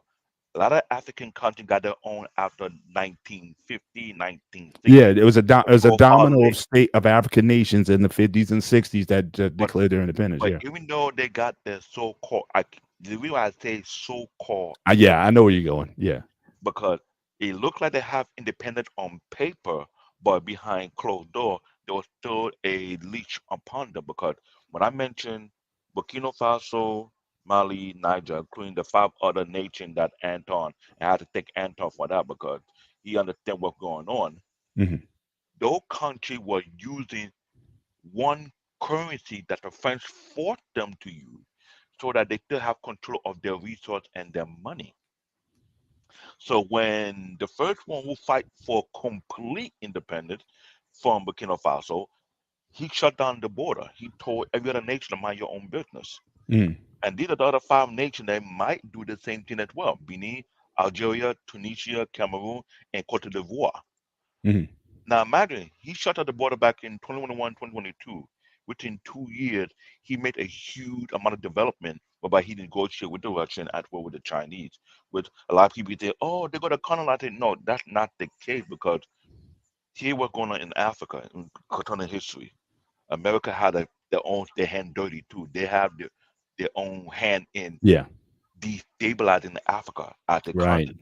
hmm So when I remember I talked to you offline, I talked to Guma offline about how Obama did the first round and Kamala did the second round of disrespectful policy that put them over the edge. hmm We were totally uncalled for. And I mentioned they will not do that to the Middle East because Middle East will not play that game with them. Right, So right. when this is going on right now, you can imagine what's going on across the globe. Which I be telling people, you got to do your homework before you go to any country. Because in some cases, America is on the top of the food chain of Haiti nation. Now you have French right underneath them. So when have all the things happening right now, and I saw a video recently how the former general of France said you need to recolonize Africa. I'm like, okay, that is something you want to trend likely. Yeah, But if you don't right, understand what create these mess, you go back into history. And we right. find too many things about history. My country, for example, my country was a business hub for the colonization of Africa. hmm They were not only selling people, they were selling resources. hmm So when we got our independence, we took over that computer hub. That was a money making hub, which I did not realize was not in the history book. Right. So when you think about what makes us great, we are now questioning our elders. We are digging deep to find more fact about history that they don't want us to know because it's the fact that we know now. We go look at them. What did you do? Why Yeah. you kept quiet? Why you turn a blind eye? Why you took a bribe behind people back? X, Y, Z. This is what's going on right now in Africa at the whole, which is it's stirring up the pot. You go on TikTok, there's a lot of podcasts where people are talking for hours, talk about what child was responsible for that, which leader was responsible for that, why they didn't do it X, Y, and I'm like, why didn't hear this on YouTube? I got hear it Yeah. on TikTok. And Yeah. I just did not say not a word, just listen, take note, and I'm like, damn, there's a lot going on that we Right. don't know about.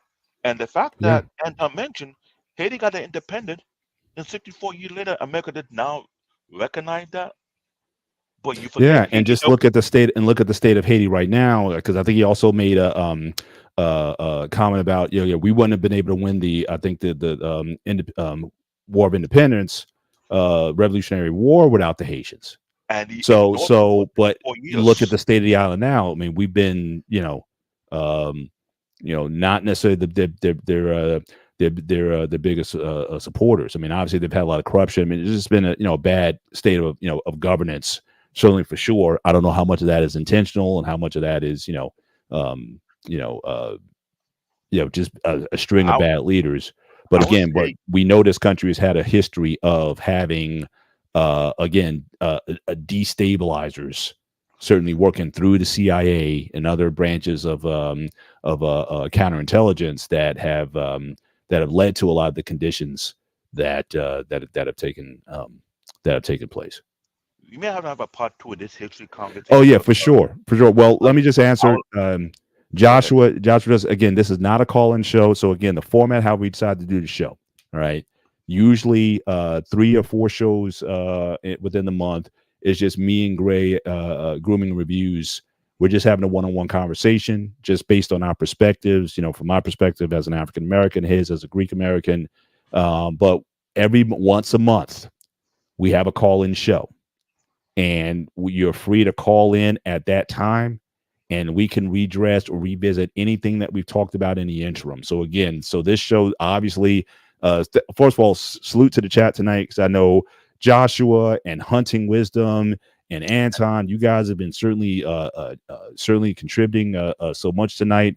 There's a lot of bits on this bone to chew on. And certainly, we would love to have you guys back. We would love to certainly have you guys on the call-in show, where we can talk about these topics, and share your perspectives. So, but that's generally how it goes. We do 3 or 4 shows once a month. We have a call-in. You're free to go to any of the content that we had before, and you can certainly bring it up at that time. In fact, we're already at the end of the show, which I kind of knew was going to happen again, because history is great, as like I said, is as gray as it can get. Right, out of any topic that we've talked about so far on this show, I know there's going to be like a religion show the next week, but yeah, history is that is not something that is not black and white, for sure. And so we're gonna chop this up. We may certainly in the future do a part 2, where we can get into other question topics and whatnot. But yeah, we certainly we invite you guys back. I just use an example. See, you take everything as like so literal, but I'm just saying it's a lot of hands. All right, it's a lot of hands. It's complicated. But Oh, you gotta give me credit for one thing. I know how to pick the topics. yes, you do. For sure, for sure. I would suggest that going forward, every month you should have a history topic based on what region we'll talk about and in depth, because history is not no simple topic can glance through. Because right now, when you talk about the independent and what happened with the change of the torch between the French and other colonies, you Right, realize the chat have put in a lot of detailed information to put plugs in what been missing. right. So I'm thinking going forward, you need to start doing history based on what region they have strength and get who can come in. Yeah, yeah. We may have to And take this one nation at a time. may But have again, one but it's Between the tough, because monster, as we already between said, especially when you're dealing with the superpowers, it's not just oh, one nation. You know what I mean? Like Vietnam wasn't just the French, or a lot of stuff that was happening in Africa, as you already indicated. There's a lot of hands in that pot, and so you may not be able to limit it without bringing in, especially when you talk about the most influential of nations. You're not and, necessarily and going to be able to have that local, because no one, especially in today's climate, no one lives in a bubble, and there's alliances, and there's partnerships that extend way back. And like I said, Vietnam, that goes back to World War II. That goes back to the 40s, when that whole thing started, and it just bubbled up and just built and built, and it just spilled over. So yeah. So I hear you, Black David, in terms of trying to have that discussion. It may not go as clean as you want it to be. especially once we know all the players that are involved in these situations. But I hear what you're saying though. We don't want it to be clean. Just having once every month about this history conversation. Only thing I gotta say, but between the history and the martial art ones, we're gonna have a full agenda. We're gonna have content for the next 2 years of because I don't think BMU cares. Yeah, as long as we can churn it out. But again, I think this is certainly yeah. But this is certainly what we wanted to live. We may also have to commit grooming. I know we're also sticklers in terms of time because again, first of all, we recognize that everyone's got work tomorrow and whatnot, and we're not the guys like I know. Yeah, BMU they were on that Tuesday. Wednesday show for 8 hours or something like that. We're not doing that. That was Thursday. That was Thursday. We're not doing that. All right, I'm not doing an 8 hour straight. I don't care how hot it is. I'm gonna put the time out. We're gonna cap some stuff, but it may I be. think I'm gonna jump on a limb here. I think this is gonna be probably one of our best shows so far. Right. But I think certainly on the call-in show, if these guys come back, I can give another hour, maybe even 2 hours. I can take it to midnight plus for sure if the interest is there. Like I said, but I know this is a lot to chew on for people, and people are very passionate as you saw tonight. People are very passionate with their views on it, coming from their own cultural perspective. I mean, Anton, I think he comes from a Haitian background, so again, he has a different perspective than myself, being an African American, when it comes to these things. And so, everybody's going to have their own perspective to share on the topic. But yes, history, it's complicated. Let's just say that. I think we can all agree on that. I had to have BMU back up here because he's another history buff. And Anton mentioned about the really? I didn't know that. He breaks it down. Yeah, I mean, a lot of stuff I was sharing tonight. We talked about on a prior show. He's arguing and doing Son of Eclipse with his cannibal. He does. But the thing that Anton mentioned something about the Louisiana Purchase, the French purchased one part of America, and at the same time, BMU do have a history dated back in Louisiana. So maybe he could come in and fill some of the gap in that area if you remember. What his grandma or great grandmother would have told him, because, like I said, history is not no simple topic. Yeah, no, it's not. But there is one person we may need to get on the show who may be able to explain all of this because he was old enough to see all of it. And that's our man Arpain. Arpain, you go all the way back. So if anybody can give some context to all this, certainly you, my brother. I have a simple question. Maybe you can answer it, Paul. Does he go all the way back to like the Big Bang and even I don't know if he goes back that far. He might want to have been one of the first Homo sapiens. One of the first Homo sapiens found in Africa. He might be one of the original. I think he discovered fire. That's not good. My man Arpain, be sure to again Monday nights at 7 p.m. Eastern time. Certainly, I need to remind his shout out to our guy Arpain. Certainly follow up with the show. I don't know exactly what his show top's going to be on, but certainly salute it. So the colon is going to be in 2 weeks. Let me get the schedule back up here. I have it right here. Give me 1 second, because I can tell you a rough boat number when I can keep it exactly, but it's a rough. And for every history buff, please leave your comment on this show. Please, after the show go off the air, put your comment on the chat. Whatever history that you may have overlooked, put it there so we can address those history conversations on the next call-in. So the colon is the 12th coming up. Yeah. Okay. So May 12th is going to be our next call-in show. So you can certainly book that, mark that on your calendars, and call back. Just kind of give a heads up on, again, upcoming programming on the BMU network. So again, we talked about my guy Arpain. Tomorrow night, it's time to rid men from child support. Focus on box control. So that's going to be his topic. Again, tomorrow night, 7 p.m. Central Time. You have Embrace the Grace. See, why does she do this? Grooming, why don't you on your ASS Mayhem Mondays with Embrace the Grace. She's the newest addition to the BMU network, so she's also going to be on tomorrow night as well. I'm sorry, actually, it's going to be on the 22nd. We got the Wednesday show is actually The Wednesday show is actually so that's going to be probably the turn the table show. I'm not seeing a show for Arpane at this point, but he's usually on, so I'll definitely. Oh yeah, I see it. The Anatomy of a Sexless Marriage. Can it be avoided? Is there a way? So that's Arpane show, followed by Embrace the Grace show that she's going to be on certain people. I'll just leave it at Yeah, that. her topic is on your ass. I don't want to know, but Yeah, so- with Arpane's, his solution to that problem is called chewable. oh my gosh. Okay. All right. And then, like I said, turning over, flipping the tables Tuesday. It's time to rid men from child support. Focus on boss control. So that just gives you a taste of the upcoming programming. But if you go to the BMU Network channel, you'll click on the live link. You'll see the latest shows that are going to be coming up, as well as go back and look over at the history of past shows. And like I said, BMU, he's created. There's a topic for every day of the week, essentially, and all coming from different perspectives. And we're really, certainly glad to be part of the platform. Yeah, between BMU channel and the other ones that we all also associated with, like mine and everybody else, we all have something going on. If we're not co-streaming, we're doing something. It's always something for somebody out there. Like Absolutely. I have something going on Wednesday, BMU has something on Wednesday. So you can flip both. We can watch both at the same time. Get 2 monitors. Watch both channels. Watch all 4 channels. All 6 channels. Support us all. Like, yeah, as many. Now you might want to in the end, if to avoid. And I think do we have a Thursday spot? Is there a Thursday opening CBN? I'm not too sure. Normally Thursday spot to be mental health, but I remember. But I know they're taking a break. They're taking a break for some time, so that might open up the slot. Sure.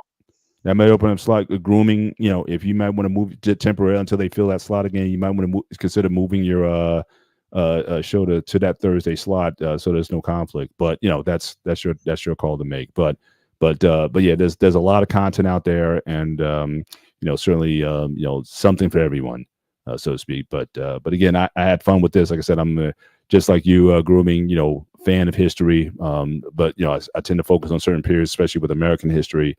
But there's so much. So it's this, yeah. So so it's definitely some different slots here, as by man saying that we could possibly capitalize on.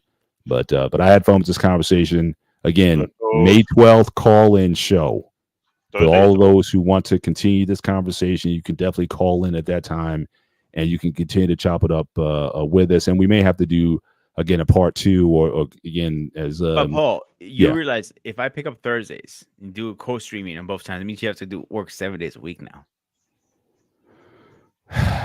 Whatever it takes, man. Whatever the grind. Look, whatever the grind is. Yeah, Thursdays. I was enjoying my Thursdays off, but whatever we got to do to grow this open a can of worms. Whatever we got to do to grow the network, and black man, I'm making myself available in this space. But I'm not getting on any other stream. That is absolutely not. I'm not doing that. But again, had some fun tonight, and hopefully this was something that definitely sparked, as we see in the chat, a lot of convo. And we hope to keep this convo going. But again, I'm Mr. Bennett. He is Grooming and Reviews, a.k.a. The Ghost of Sparta, a.k.a. Peter, a.k.a. Poniotis. This is the gray area, and we couldn't have picked a grayer topic than tonight. We'll see you next week. Until then, take care, and God bless. Stay chef.